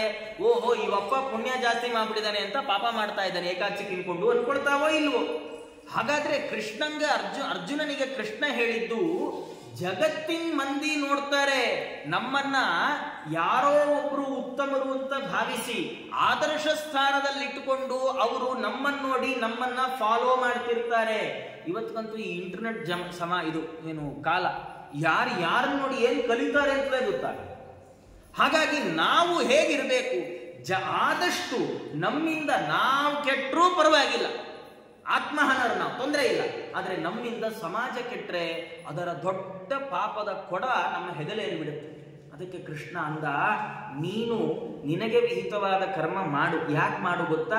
ಜನಕ್ಕೆ ತಿಳಿಸಕ್ಕಾದ್ರೂ ಮಾಡು. ವಿಹಿತವಾದ ಕರ್ಮವನ್ನ ಅರ್ಜುನನೂ ಬಿಡ್ಲಿಲ್ಲ ಅಂತ ನಾಳೆ ಜನ ತಿಳ್ಕೊಳ್ತಾರೆ, ಅದಕ್ಕಾದ್ರೂ ಮಾಡು ಅಂತ ಅಂದು ಕೃಷ್ಣ ಅಂದ, ನೋಡು, ನಮೇ ಪಾರ್ಥಾಸ್ತಿ ಕರ್ತವ್ಯಂ ತ್ರಿಷು ಲೋಕೇಶು ಕಿಂಚನ ನಾನವಾಪ್ತಮವಾಪ್ತವ್ಯಂ ವರ್ತ ಏವ ಚ ಕರ್ಮಣಿ. ಕೃಷ್ಣ ಅಂತ, ನೋಡು ಅರ್ಜುನ, ನನಗೆ 3 ಲೋಕದಲ್ಲಿ ಮಾಡೋ ಕೆಲಸ ಏನಿಲ್ಲ. ದೇವ್ರು ಯಾಕೆ ಕೆಲಸ ಮಾಡಬೇಕು? ಸಂಬಳ ತರಬೇಕೆ, ಅನ್ನಕ್ಕೆ ಹಾಕ್ಬೇಕು, ಊಟಕ್ಕೆ ಹಾಕ್ಬೇಕೆ, ಹೆಂಡತಿ ಮಕ್ಕಳುಗಳಿಗೆ ದೇವ್ರು ಯಾಕೆ ಕೆಲಸ ಮಾಡ್ಬೇಕು? ಅವನಂದ, ನಂಗೆ ಮಾಡ್ಲಿಕ್ಕೇನು ಕೆಲಸ ಇಲ್ಲ. ಯಾಕೆ ಕೆಲಸ ಇಲ್ಲ? ನಾನವಾಪ್ತಮವಾಪ್ತವ್ಯಂ, ನಾನು ಪಡೀಲಾರದ್ಯಾವುದೋ ಪಡಿಯಕ್ಕೆ ಕೆಲಸ ಮಾಡ್ಬೇಕಲ್ವ. ಎಲ್ಲ ಈಗ ಎಲ್ಲ ಈ ಆಫೀಸ್ಗೆಲ್ಲ ನಾವು ಹೋಗ್ತೇವೆ. ಯಾಕೆ ಹೋಗ್ತೀವಿ? ಆಫೀಸ್ಗೆ 2 ದಿನ ಹೋಗದಿದ್ರೆ ನಮಗೆ ಅಕೌಂಟಲ್ಲಿ ಬ್ಯಾಲೆನ್ಸು ಢಮಾರು, ಕೃಷ್ಣಾರ್ಪಣ, EMI ಕಟ್ಟಿಲ್ಲ ಅಂತ ಬ್ಯಾಂಕ್ನವ್ರು ಬಂದು ಕಾರ್ ಎತ್ಕೊಂಡು ಹೋಗ್ಬಿಡ್ತಾರೆ. ಹಾಗಾದ್ರೆ ನಮಗೆ ಸಿಗದೇ ಇರುವ ವಸ್ತು ಏನೋ ಇದೆ, ಅದನ್ನು ಪಡೀಲಿಕ್ಕೆ ನಾವು ಬೇರೆ ಬೇರೆ ಕೆಲಸ ಮಾಡ್ತೇವೆ. ಅಡಿಗೆಗೆ ಯಾಕೆ ಇಡ್ತೀವಿ? ಅಡಿಗೆಗೆ ಇಡದೇ ಇದ್ರೆ ಊಟಕ್ಕೆ ಗತಿ ಇಲ್ಲ. ಹಾಗಾದ್ರೆ ಊಟ ಬೇಕಾ? ಅಡಿಗೆ ಮಾಡಿ. ದುಡ್ಡು ಬೇಕಾ? ಕೆಲಸ ಮಾಡಿ. ದೇಹವನ್ನ ದಂಡಿಸು. ದೇಹದ ಆರೋಗ್ಯ ಬೇಕಾ? ದೇಹವನ್ನ ಚೆನ್ನಾಗಿ ದಂಡಿಸು. ಹೀಗೆಲ್ಲ ನಮಗೆ ಸಿಗಬೇಕಾದ್ದೇನೋ ಇರೋದ್ರಿಂದ ನಾವು ಕೆಲಸ ಮಾಡ್ತೀವಿ. ದೇವರಿಗೆ ಸಿಗಬೇಕಾದ್ದೇನೂ ಇಲ್ಲ, ಹಾಗಾಗಿ ಅವನು ಕೆಲಸ ಮಾಡಬೇಕಾಗಿಯೇ ಇಲ್ಲ. ಆದ್ರೆ ಕೃಷ್ಣ ಅಂತಾನೆ, ವರ್ತ ಏವಚ ಕರ್ಮಣಿ, ಆದ್ರೂ ನಾ ಕೆಲಸ ಬಿಟ್ಟಿಲ್ಲ. ಯಾಕೆ ಬಿಟ್ಟಿಲ್ಲ? ಯದಿ ಹ್ಯಹಂ ನ ವರ್ತೇಯಂ ಜಾತು ಕರ್ಮಣ್ಯ ತಂದ್ರಿತಃ ಮಮ ವರ್ತ್ಮಾನು ವರ್ತಂತೆ ಮನುಷ್ಯ ಪಾರ್ಥ ಸರ್ವಶಃ. ಕೃಷ್ಣ ಅಂತಾನೆ, ನಾನು ಕರ್ಮ ಮಾಡೋದು ಬಿಟ್ರೆ ಸಮಸ್ಯೆ ನಂಗಾಗೋಲ್ಲ, ನಂಗೆ ಸಮಸ್ಯೆನೇ ಇಲ್ಲ. ಆದ್ರೆ ನನ್ನನ್ನ ಉತ್ತಮ ಅಂತ ಭಾವಿಸಿ ನೋಡುವ ಮಂದಿ ನಿನ್ನಂಥವರು, ಅವರಿಗೆ ಡೌಟ್ ಬರುತ್ತೆ, ಅಲ್ಲ ಕೃಷ್ಣ ಬರೀ ಉಪದೇಶನೇ ಮಾಡ್ತಾನೆ, ಕೆಲಸನೇ ಮಾಡಲ್ಲ ಅಂತ. ಇಲ್ಲಿ ಕೂತ್ಕೊಂಡು ನಾನು ಏಕಾದಶಿ ಉಪವಾಸ ಮಾಡಬೇಕು ಅಂತ ಏಕಾದಶಿ ಪ್ರವಚನ ಮಾಡಿ ರಸ್ತೆಯಲ್ಲಿ ಹೋಗ್ತಾ ಪಕ್ಕದಲ್ಲಿ ಬೇಕರಿಲಿ ನಿಂತ್ಕೊಂಡ್ರೆ ನಿಮ್ಗೆ ಏನ್ ಅನ್ಸುತ್ತೆ? ನಾನು ಚೇಂಜಿಸ್ಕೊಳಕ್ಕೆ ನಿಂತಿರ್ಬೋದು, ನಾನೇನೋ ಕವರ್ ಕಟ್ಸ್ಕೊಂಡು ಏನು ಹೋಗ್ಬೇಕು, ಆದ್ರೂ ನೋಡುವವರಿಗೆ ಏನನ್ಸುತ್ತೆ? ಹಾಗಾದ್ರೆ ಕೃಷ್ಣ ಅಂತಾನೆ, ಯದ್ಯದಾಚರತಿ ಶ್ರೇಷ್ಠ ತತ್ತದೇವೇತರೋ ಜನಃ ಸಯತ್ ಪ್ರಮಾಣಂ ಕುರುತೆ ಲೋಕಸ್ತದನುವರ್ತತೆ. ನಾವು ಹಿರಿಯರು ಅಂತ ಅನ್ನಿಸಿಕೊಂಡಿರ್ತೇವಲ್ಲ ಮನೆಯಲ್ಲಿ, ನಮ್ದು ದೊಡ್ಡ ಜವಾಬ್ದಾರಿ. ಏನ್ ಜವಾಬ್ದಾರಿ ಅಂದ್ರೆ, ನಾವು ನಮಗೆ ಗೊತ್ತೋ ಗೊತ್ತಿಲ್ಲದೆಯೋ ನಮ್ಮನೆ ಮಕ್ಕಳಿಗೆ ನಾವೇ ದೊಡ್ಡವರು. ನಾವು ನಮಗೆ ದಡ್ರೆ ಇರಬಹುದು, ಆದ್ರೆ ಮನೆಯಲ್ಲಿರೋ ಮಕ್ಕಳಿಗೆ ನಾವೇ ದೊಡ್ಡವರು. ಎಷ್ಟೋ ಸರ್ತಿ ಹೀಗಾಗತ್ತಲ್ಲ, ಮಕ್ಕಳಿಗೆ ಏನೋ ಸಣ್ಣದೊಂದು ಎತ್ತಿ ಆ ಕಡೆ ಇಡಕ್ ಆಗ್ತಾ ಇರಲ್ಲ, ನಾವ್ ಹಿಂಗೆ ಎತ್ತಿಟ್ಬಿಟ್ರಪ್ಪ ನೀವು ಎಷ್ಟೊಂದು ಶಕ್ತಿ ಇದೆಯಪ್ಪ ಅಂತ ಮಕ್ಕಳಿಗೇನು ಗೊತ್ತಿರಲ್ಲ. ಹಾಗಾಗಿ ನಾವು ಅವರಿಗೆ ರೋಲ್ ಮಾಡೆಲ್, ಆದರ್ಶ ವ್ಯಕ್ತಿಗಳಾಗಿರುವ ಸಂದರ್ಭದಲ್ಲಿ ನಾವೇನಾದರೂ ಸನ್ಮಾರ್ಗದಿಂದ ಜಾರಿದ್ರೆ, ನಾವು ಕೆಟ್ಟ ಹಾದಿ ತುಳಿದ್ರೆ, ನಮ್ಮ ಮಕ್ಕಳನ್ನು ಕೆಟ್ಟ ಹಾದಿಗೆ ತಳ್ಳಿದ ದೊಡ್ಡ ಪಾಪ ನಮ್ಮ ಮೇಲೆ ಬರುತ್ತೆ. ಹಾಗಾಗಿ ವಿದುರರು ಈ ಅಂಶವನ್ನು ಗಮನದಲ್ಲಿಟ್ಟುಕೊಂಡು ಉದ್ಧವರ ಹತ್ರ ಹೇಳುವಾಗ ಹೇಳ್ತಾರೆ, ಕರ್ಮಾಡಿ ಅಕರ್ತುಹು ಗ್ರಹಣಾಯ ಪುಂಸಾಂ. ಏನೂ ಕರ್ಮ ಮಾಡಬೇಕಿಲ್ಲದೆ ಇರೋ ಭಗವಂತನೂ ಕರ್ಮ ಮಾಡಿದ. ಯಾಕೆ ಮಾಡಿದ? ಪುಂಸಾಂ ಗ್ರಹಣಾಯ, ಮನುಷ್ಯರಿಗೆ ತೋರಿಸ್ಲಿಕ್ಕೆ. ನೀವು ಭೂಮಿಯಲ್ಲಿ ಬದುಕಬೇಕಾದ್ರೆ ಕರ್ಮ ಮಾಡ್ತಾ ಬದುಕ್ರಿ, ಕೆಲಸ ಮಾಡದೇ ಇದ್ರೆ ಅವನು ಯಾರಿಗೂ ಉಪಯೋಗ ಇಲ್ಲದವನಾಗಿ ಬಿಡ್ತಾನೆ. ಇಲ್ಲದೇ ಇದ್ರೆ ಅವರಂತಾರೆ, ನತ್ವನ್ಯಥಾ ಕೋರ್ಹತಿ ದೇಹ ಯೋಗಂ ಪರೋ ಗುಣಾನಾಂ ಉತ ಕರ್ಮ ತಂತ್ರಂ. ಹಾಗಿಲ್ಲದೇ ಇದ್ರೆ, ಈ ಕಾರಣ ಅಲ್ಲದೆ ಇದ್ರೆ ದೇವರು ಭೂಮಿಗೆ ಯಾಕೆ ಬರಬೇಕಿತ್ತು? ಕರ್ಮಗಳಿಗೆ ಅಧೀನನಾದವನಂತೆ ತನ್ನಂತಾನು ಯಾಕೆ ತೋರಿಸ್ಕೊಳ್ಬೇಕಿತ್ತು? ಇಂಥದ್ದು ಭಗವಂತ ತಸ್ಯ ಪ್ರಪನ್ನಾಖಿಲ ಲೋಕಪಾನಾಂ ಅವಸ್ಥಿತಾನಾಂ ಅನುಶಾಸನೆ ಸ್ವೇ ಅರ್ಥಾಯ ಜಾತಸ್ಯ ಯದುಷ್ವಜಸ್ಯ ವಾರ್ತಾಂ ಸಖೇ ಕೀರ್ತಯ ತೀರ್ಥ ಕೀರ್ತೆ. ಅವರಂತಾರೆ, ಸ್ವಾಮಿ ಉದ್ಧವ, ಸಖೇ ಅಂದ್ರು ಮಿತ್ರ ಉದ್ಧವ. ಹಾಗಾಗಿ ಭಗವಂತ ಭೂಮಿಗೆ ಬಂದದ್ದು ಯಾಕೆ ಅಂದ್ರೆ, ಅನಾದಿ ಕಾಲದಿಂದ ತನ್ನನ್ನೇ ನಂಬಿದ್ದಾರೆ. ಯಾರು? ಪ್ರಪನ್ನರು. ಯಾರು? ಅಖಿಲ ಲೋಕಪಾಲರು. ಜಗತ್ತನ್ನ ಸಂರಕ್ಷಣೆ ಮಾಡುವ ಭಾರವನ್ನ ಹೊತ್ತು ಲೋಕಪಾಲ ಅನ್ನುವ ಪದವಿಯಲ್ಲಿ ಕೂತ ಇಂದ್ರ, ಕುಬೇರ, ವರುಣ, ಈಶಾನ ಮೊದಲಾದ ಯಾವ ದೇವತೆಗಳಿದ್ದಾರೆ ಅವರೆಲ್ಲ ಅನಾದಿ ಕಾಲದಿಂದ ತನ್ನನ್ನೇ ನಂಬಿದ್ದಾರೆ. ಅವರಿಗೆ ತೊಂದರೆ ಆದ್ರೆ ಅದನ್ನು ಸರಿ ಮಾಡಬೇಕಾದ್ದು ತನ್ನ ಜವಾಬ್ದಾರಿ. ಅದಕ್ಕಾಗಿ ಭೂಮಿಗೆ ಬಂದ. ಇನ್ನೊಂದು ಇನ್ಯಾಕೆ ಬಂದ? ಅವಸ್ಥಿತಾನಾಂ ಅನುಶಾಸನೆ ಸ್ವೇ. ತನ್ನ ಅನುಶಾಸನ, ತನ್ನ ಆದೇಶ, ಶ್ರುತಿ ಸ್ಮೃತಿಗಳು ಭಗವಂತನ ಆಜ್ಞೆಗಳು. ಆ ಶ್ರುತ್ಯುಕ್ತವಾದ ಸ್ಮೃತ್ಯುಕ್ತವಾದ ಸಕಲ ಸತ್ಕರ್ಮಗಳನ್ನ ಯಾವ ಸಜ್ಜನರು ಅನುಷ್ಠಾನ ಮಾಡ್ತಾ ಇದ್ದಾರೋ ಅವರಿಗೆ ತೊಂದರೆ ಆಗಿದೆ. ಅವರಿಗೆ ಅವರ ಅರ್ಥಾಯ ಜಾತಸ್ಯ ಯದುಷು. ಅವರಿಗೆ ಒಳ್ಳೇದಾಗಬೇಕು, ಅವರಿಗೆ ಸಂತೋಷವನ್ನುಂಟು ಮಾಡಬೇಕು ಅಂತ ದೇವರು ಭೂಮಿಗೆ ಬಂದ. ನೋಡಿ ದೇವರದು ಎಂಥ ಕಾರುಣ್ಯ. ದೇವರು ಭೂಮಿಗೆ ಬರಲೇಬೇಕಿಲ್ಲ. ನಾವು ದೇವರಿಗೆ ಏನೂ ಮಾಡಿಲ್ಲ. ದೇವರಿಗೆ ದಿನಾ ನಾವು ಪೂಜೆ ಮಾಡ್ತಾ ಏನೂ ಮನೆಯಲ್ಲಿ ಇಲ್ಲದೆ ಇದ್ರೆ ಒಂದೇ ಒಂದು ಹನಿ, ಒಂದು ಬಟ್ಲಲ್ಲಿ ಒಂಚೂರು ನೀರಿಟ್ಟು ಪಕ್ಕದಲ್ಲಿ ಒಂದು ಕಲ್ಸಕ್ರೆ ಇಟ್ಟು ಸ್ವಾಮಿ ಇದೇ ಸೌವರ್ಣೆ ಸ್ಥಾಲಿವರಿಯೇ ಇಟ್ಟಿದ್ದಷ್ಟೇ. ಏನೇನು ಹೇಳ್ತೀವಿ? ಸೌವರ್ಣೆ ಸ್ಥಾಲಿವರಿಯೇ ಮಣಿಗಣ ಖಚಿತೆ ಗೋಘೃತಾಕ್ತಾನ್ ಸುಪಕ್ವಾನ್ ಭಕ್ಷ್ಯಾನ್ ಭೋಜ್ಯಾಂಶ ಲೇಖ್ಯಾನ್ ಅಪರಮಪಿ ಮಹಚ್ಚೋಷ್ಯವನ್ನಂ ನಿಧಾಯ ನಾನಾಶಾಖೈರುಪೇತಂ ದಧಿ ಮಧು ಸುಘೃತ ಕ್ಷೀರ ಪಾನೀಯ ಯುಕ್ತಂ. ಏನಂದ್ರೆ ಹೋಟ್ಲಿಗೆ ಹೋದಾಗ, ಎಲ್ಲ ಹೋಟ್ಲಿಗೆ ಯಾರು ಹೋಗಲ್ಲ ನೀವು, ಆದರೆ ಎಲ್ಲರೂ ಹೋದ್ರೆ ಹೋಟ್ಲಿಗೆ ಅಂತ ಬೇಡ, ಯಾವ್ದಾದ್ರು ಅಂಗಡಿಗೆ ಹೋದಾಗ ಏನಿದೆ ಅಂತ ಕೇಳಿದ್ರೆ ಆ ಅಂಗಡಿಯವನು ಇಷ್ಟುದ್ದ ಲಿಸ್ಟ್ ಕೊಟ್ಟು ಇಷ್ಟೆಲ್ಲ ಇದೆ ಇಷ್ಟೆಲ್ಲ ಇದೆ, ಆ ಲಿಸ್ಟಲ್ಲಿ ಯಾವ್ದಾದ್ರು ಇದು ಕೊಡಪ್ಪ ಅಂದ್ರೆ ಅದೇನಿಲ್ಲ ಸಾರ್ ಅಂದ್ರೆ ಹೆಂಗಿರುತ್ತೆ? ಮತ್ತೆ ಲಿಸ್ಟ್ ಯಾಕೆ ಕೊಟ್ಟು ನಾವೇ ಕೇಳ್ತೇವೆ. ಆದ್ರೆ ದೇವ್ರಿಗೆ ನಾವು ಏನೇನು ಲಿಸ್ಟ್ ಕೊಟ್ಟಿದ್ದೀವಿ ಗೊತ್ತಾ? ದಿನಾಗ್ಲೂ ಬಂಗಾರದ ಹರಿವಾಣ, ಅದು ಬಂಗಾರದ ಹರಿವಾಣ ಎಲ್ಲ ಕಥೆ ರೀ. ಎಲ್ಲಿ ಬರ್ಬೇಕು? ಮನೇಲಿ ಬಂಗಾರದ ಹರಿವಾಣ ಎಲ್ಲ ಇಲ್ಲ. ಅದು ಎಂಥದ್ದು? ಮಣಿಗಣ ಖಚಿತೆ, ಅಲ್ಲಲ್ಲಲ್ಲಿ ಮಣಿಗಳನ್ನ ನವರತ್ನಗಳನ್ನ ಪೋಣಿಸಿ ಮಾಡಿದಂತಹ ಬಂಗಾರದ ಹರಿವಾಣ. ಅದರಲ್ಲಿ ಗೋಘೃತಾಕ್ತಾನ್, ಆ ಒಳ್ಳೆ ಆಕಳಿನ ತುಪ್ಪ ಹಾಕಿ ಯಾವುದು? ಸುಪಕ್ವಾನ್, ಚೆನ್ನಾಗಿ ಬೆಂದ, ಭಕ್ಷ್ಯಾನ್ ಭೋಜ್ಯಾಂಶ ಲೇಖ್ಯಾನ್ ಅಪರಮಪಿ ಮಹಚ್ಚೋಷ್ಯಂ ಅನ್ನಂ ನಿಧಾಯ. ಅನ್ನ ತಿನ್ಲಿಕ್ಕೆ ಯೋಗ್ಯವಾದ ಚತುರ್ವಿಧವಾದ ಭಕ್ಷ್ಯ ಭೋಜ್ಯ ಲೇಖ್ಯ ಚೋಷ್ಯ ಅನ್ನುವಂಥದ್ದನ್ನು ಅಲ್ಲಿಟ್ಟಿದ್ದೇವೆ. ಅಷ್ಟೇ ಅಲ್ಲ, ಆಮೇಲೆ ನಾನಾ ಶಾಖೈ ಉಪೇತಂ, ಒಳ್ಳೆ ತರಕಾರಿ ಗಿರ್ಕಾರಿ ಎಲ್ಲ ಹಾಕಿದಿನಪ್ಪ, ಬರೀ ಬೇಳೆ ಸಾರು ಇಟ್ಟಿಲ್ಲ. ಜೊತೆಗೆ ದಧಿ ಮಧು ಸುಘೃತ ಕ್ಷೀರ ಪಾನೀಯ ಯುಕ್ತಂ, ಇಷ್ಟಿಟ್ಟು ದೇವ್ರೆ ಊಟ ಆದ್ಮೇಲೆ ಹಾಕೊಳ್ಳಕ್ಕೆ ತಾಂಬೂಲನು ಇಟ್ಟಿದ್ದೀನಿ ತಗೋ ಅಂತೀವಿ. ದೇವ್ರು ಹೀಗೆ ನೋಡಿದ್ರೆ ಏನಿದೆ ಅಲ್ಲಿ? ಪುಟಾಣಿ ಬಟ್ಲಲ್ಲಿ ನೀರು, ಪಕ್ಕದಲ್ಲಿ ಒಂದು ಬೆಲ್ದುಂಡೆ. ಯಾವತ್ತಾದ್ರೂ ದೇವ್ರ ಮನೆಯಲ್ಲಿರೋ ಮಂಟಪದಿಂದ ಆಚೆ ಬಂದು ನಮ್ಮ ಕಿವಿ ಹಿಡಿದು ಏನಯ್ಯ ದಿನಾ ಇಷ್ಟುದ್ದ ಹೇಳ್ತಿಯಲ್ಲ, ಒಂದಿನಾರು ಇಡಬೇಕು ಅನ್ಸ್ಲಿಲ್ವೇ ಅಂತ ಕೇಳಲ್ಲ. ಭಗವಂತ ಭೂಮಿಗೆ ಬರ್ತಾನೆ ನಮ್ಮಂಥ ಭಕ್ತರಿಗೆ. ನಮ್ಮಂಥವ್ರು ಅಂದ್ರೆ ನಮ್ಮಂಥವ್ರಲ್ಲ, ಒಳ್ಳೆ ಸಜ್ಜನರ ಸಾತ್ವಿಕರಾದ ಭಕ್ತರಿಗೆ ಭಗವಂತ ವೈಕುಂಠದಿಂದ ಹಿಡಿದು ಭೂಮಿಗೆ ಬಂದ್ಬಿಡ್ತಾನೆ. ಒಂದು ದಳ ಶ್ರೀ ತುಳಸಿ ಬಿಂದು ಗಂಗೋದಕವ ಇಂದಿರಾರಮಣಗೆ ಅರ್ಪಿತವೆನಲು ಭಗವಂತ ಏನ್ ಮಾಡ್ತಾನೆ? ಎಂದೆಂದಿಗೂ ಆನಂದದ ಸುಖವನಿ ಕೊಡ್ತಾನೆ. ಅಷ್ಟು ಕಾರುಣ್ಯ ದೇವರದ್ದು. ಹಾಗಾಗಿ ದೇವರು ನಮ್ಮ ಮೇಲೆ ಇಷ್ಟು ಕರುಣೆ ತೋರಿಸ್ತಾನಲ್ಲ, ಪ್ರತಿಯಾಗಿ ನಾವೇನ್ ಮಾಡಬಹುದು? ಉಪನಿಷತ್ತು ಹೇಳುತ್ತೆ, ಅಗ್ನೇನಯ ಸುಪಥಾರಾಯೇ ಅಸ್ಮಾನ್ ವಿಶ್ವಾನಿ ದೇವ ವಯುನಾನಿ ವಿದ್ವಾನ್ ಯುಯೋಧ್ಯಸ್ಮ ಜುಹುರಾಣ ಮೇನಃ. ಉಪನಿಷತ್ತು ಹೇಳುವಾಗ ಹೇ ಅಗ್ನೇ ಅಂದ್ರೆ ಭಗವಂತ ಅಂತ ಅರ್ಥ. ಆ ಭಗವಂತ ನೀ ಏನ್ ಮಾಡು? ಸುಪಥಾನಯ, ಒಳ್ಳೆ ದಾರಿಯಲ್ಲಿ ಕರ್ಕೊಂಡು ಹೋಗು. ಎಲ್ಲಿಗೆ ಕರ್ಕೊಂಡು ಹೋಗು? ರಾಯೆ, ಮೋಕ್ಷ ಅನ್ನುವ ಸಂಪತ್ತಿನ ಕಡೆ ಕರ್ಕೊಂಡು ಹೋಗು. ಬರೀ ಮೋಕ್ಷ ಅನ್ನುವ ಸಂಪತ್ತಿನ ಕಡೆ ಕರ್ಕೊಂಡು ಹೋಗ್ಬೇಕು ಆದ್ರೆ ಮೊದಲು ಏನ್ ಮಾಡ್ಬೇಕು? ಪ್ರಾರಬ್ಧ ಕರ್ಮ ಎಲ್ಲ ಸವಿಬೇಕಲ್ಲ, ಏನು ಸಂಚಿತ ಆಗಾಮಿಗಳು ನಾಶ ಆಗಬೇಕಲ್ಲ. ಹಾಗಾದ್ರೆ ಅಗ್ನೇನಯ ಸುಪಥಾರಾಯೇ ಅಸ್ಮಾನ್ ವಿಶ್ವಾನಿ ದೇವ ವಯುನಾನಿ ವಿದ್ವಾನ್, ನಾವು ಮಾಡಿದ್ದೆಲ್ಲ ನಿಂಗೆ ಗೊತ್ತಿದೆ, ನೀ ಏನ್ ಮಾಡು? ಯುಯೋಧಿ ಅಸ್ಮತ್ ಜುಹುರಾಣ ಮೇನಃ, ನಮ್ಮ ಸ್ವರೂಪ ಕಂಟಿದಂತಹ ಯಾವ ಪಾಪಗಳಿದೆ ಅದನ್ನೆಲ್ಲ ಬೇರೆ ಮಾಡಿ ನಮ್ಮನ್ನು ಮೋಕ್ಷಕ್ಕೆ ಕರ್ಕೊಂಡು ಹೋಗು ಅಂತ ದೇವರಲ್ಲಿ ಪ್ರಾರ್ಥನೆ. ದೇವರು ಕೇಳಿದಂತ, ಆಯ್ತಪ್ಪ ಇಷ್ಟೆಲ್ಲ ನಾ ಮಾಡ್ತೀನಿ, ನೀ ನನಗೆ ವಾಪಸ್ ಏನ್ ಕೊಡ್ತೀನಿ? ಇದಕ್ಕೆ ಉಪನಿಷತ್ತಂತೂ ಭೂಯಿಷ್ಠಾಂತೆ ನಮ ಉಕ್ತಿಂ ವಿಧೇಮ, ನಮ್ಮ ಕೈಲಿ ಏನಿಲ್ಲ ಸ್ವಾಮಿ, ನಾನು ಕೊಡಬೇಕು ಅಂತ ಹೊರಟ್ರೆ ಏನ್ ಕೊಡೋದು? ಯಾರೋ ಬಂದು ರಸ್ತೆಯಲ್ಲಿ ಹೋಗ್ತಾ ಇದ್ದೀರಿ ಅನ್ಕೊಳ್ಳಿ, ಹೋಗುವಾಗ ಯಾರೋ ಭಿಕ್ಷೆ ಬೇಡುವವ್ರು ಬಂದು ಸ್ವಾಮಿ ಏನಾರು ಹಾಕಿ ಅಂದ್ರೆ ಪಕ್ಕದವ್ರ ಬ್ಯಾಗಿಂದ 10 ರೂಪಾಯಿ ತೆಗೆದು ಹಾಕಕ್ಕಾಗತ್ತೆ? ನಮ್ಮ ಹತ್ರ ಏನಾರು ಇದ್ರೆ ಹಾಕ್ಬೋದು, ಆದ್ರೆ ನಮ್ಮ ಹತ್ರ ಏನೂ ಇಲ್ಲ, ನಾವೇ ಬೀದಿ ದಾಸಯ್ಯ, ಅಲ್ಲಿ ಇಲ್ಲಿ ನಾವೇ ಬೇಡ್ತಾ ಇದ್ದೀವಿ. ಹಾಗಾದ್ರೆ ದೇವರಿಗೆ ನಾವೇನು ಕೊಡಬಹುದು? ದೇವರೇ ಕೊಟ್ಟ ಶರೀರದಿಂದ ದೇವರಿಗೆ ಒಂದು ನಮಸ್ಕಾರ ಮಾಡಿಬಿಡೋದು. ಭೂಯಿಷ್ಠಾಂತೆ ನಮ ಉಕ್ತಿಂ ವಿಧೇಮ, ಇಷ್ಟೇ ದೇವರಿಗೆ ಕೊಡ್ಲಿಕ್ಕಾಗುತ್ತೆ. ಹಾಗಾಗಿ ವಿದುರರಂತಾರೆ, ಇಷ್ಟು ಕರುಣೆ ತೋರಿಸುವ ಭಗವಂತನ ಬಗ್ಗೆ ಕೇಳದೆ ಇದ್ರೆ ಇನ್ಯಾರ ಬಗ್ಗೆ ಕೇಳಿ ಏನು ಉಪಯೋಗ? ಹಾಗಾಗಿ ತೀರ್ಥಕೀರ್ತೇ ವಾರ್ತಾಂ ಕೀರ್ತಯ.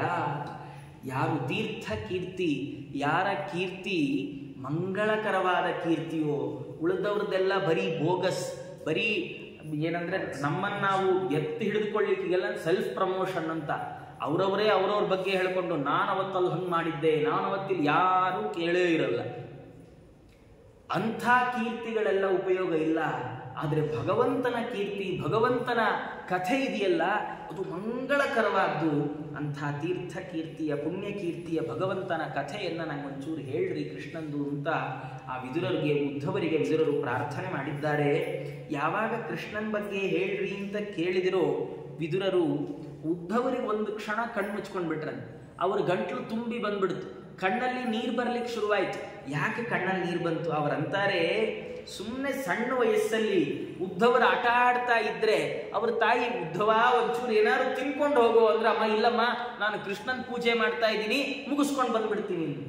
ಊಟ ತಿಂಡಿಗಳನ್ನ ಬಿಟ್ಟು ಕೃಷ್ಣನಲ್ಲಿ ಮನಸ್ಸನ್ನ ನೆಟ್ಟವರವರು, ಅವರಿಗೆ ಕೃಷ್ಣನ್ ಬಗ್ಗೆ ಕೇಳಿದ್ರೆ ಒಂದು ಕ್ಷಣ ಕೃಷ್ಣ ತಲೆಯಲ್ಲಿ ಬಂದ್ಬಿಟ್ಟಂತೆ. ಎಷ್ಟು ಚಂದ ಈ ಉದ್ಧವರದ ಕಥೆ ಹೇಗಿದೆ ಅಂದ್ರೆ, ತಾನು ಮಧುರೆಗೆ ಬಂದ್ಬಿಟ್ಟ ಕೃಷ್ಣ, ಹೋಗ್ಲೇ ಇಲ್ಲ ಗೋಪಿಕೆಯರ ಹತ್ರ. ತುಂಬಾ ದಿವಸ ಆದ್ಮೇಲೆ ನೆನಪಾಯ್ತು, ಅಯ್ಯೋಯ್ಯೋ ಗೋಪಿಕೆಯರನ್ನು ಮರೆತು ಬಿಟ್ಟಿದ್ದೇನಲ್ಲ. ಅದಕ್ಕೆ ಯಾರನ್ನು ಕಳಿಸ್ದ ಅಂದ್ರೆ ಈ ಉದ್ಧವರನ್ನು ಕಳಿಸ್ದ ಕೃಷ್ಣ. ಯಾಕೆ ಉದ್ಧವರನ್ನು ಕಳಿಸ್ದ ಅಂದ್ರೆ, ಉದ್ಧವರಕ್ಕೊಂದು ಸ್ವಭಾವ ಇತ್ತಲ್ಲ, ಅವ್ರು ಎಂದೂ ತಮ್ಮ ಜೀವನದಲ್ಲಿ ಹೊಸ ಬಟ್ಟೆ ಖರೀದಿನೇ ಮಾಡಲಿಲ್ಲ. ಮತ್ತೆ ಬಟ್ಟೆ ಏನು ಹಾಕೊಳ್ತಾ ಇದ್ರು? ಕೃಷ್ಣ ಹಾಕೊಂಡ್ಬಿಟ್ಟು ಬಟ್ಟೆನೇ ಉದ್ಧವರದ ಬಟ್ಟೆ, ಕೃಷ್ಣ ಹಾಕೊಂಡ್ಬಿಟ್ಟ ಮಾಲೆಯೇ ಉದ್ಧವರ ಮಾಲೆ, ಕೃಷ್ಣ ತಿಂದು ಬಿಟ್ಟದ್ದೇ ಉದ್ಧವರಿಗೆ ಭೋಜನ, ಕೃಷ್ಣ ಹಚ್ಕೊಂಡ್ಬಿಟ್ಟ ಗಂಧವೇ ಉದ್ಧವರ ಮೈಗೆ. ಅದೇನು ನಾವೇನಾರು ಹಾಕೊಂಡ ಮಾಲೆ ಇನ್ನೊಬ್ರಿಗೆ ಹಾಕಕ್ ಬರಲ್ಲ, ಆದ್ರೆ ಯಾಕೆ ಅಂದ್ರೆ ಅದು ಉಚ್ಛಿಷ್ಟ, ಅದು ಮೈಲಿಗೆ.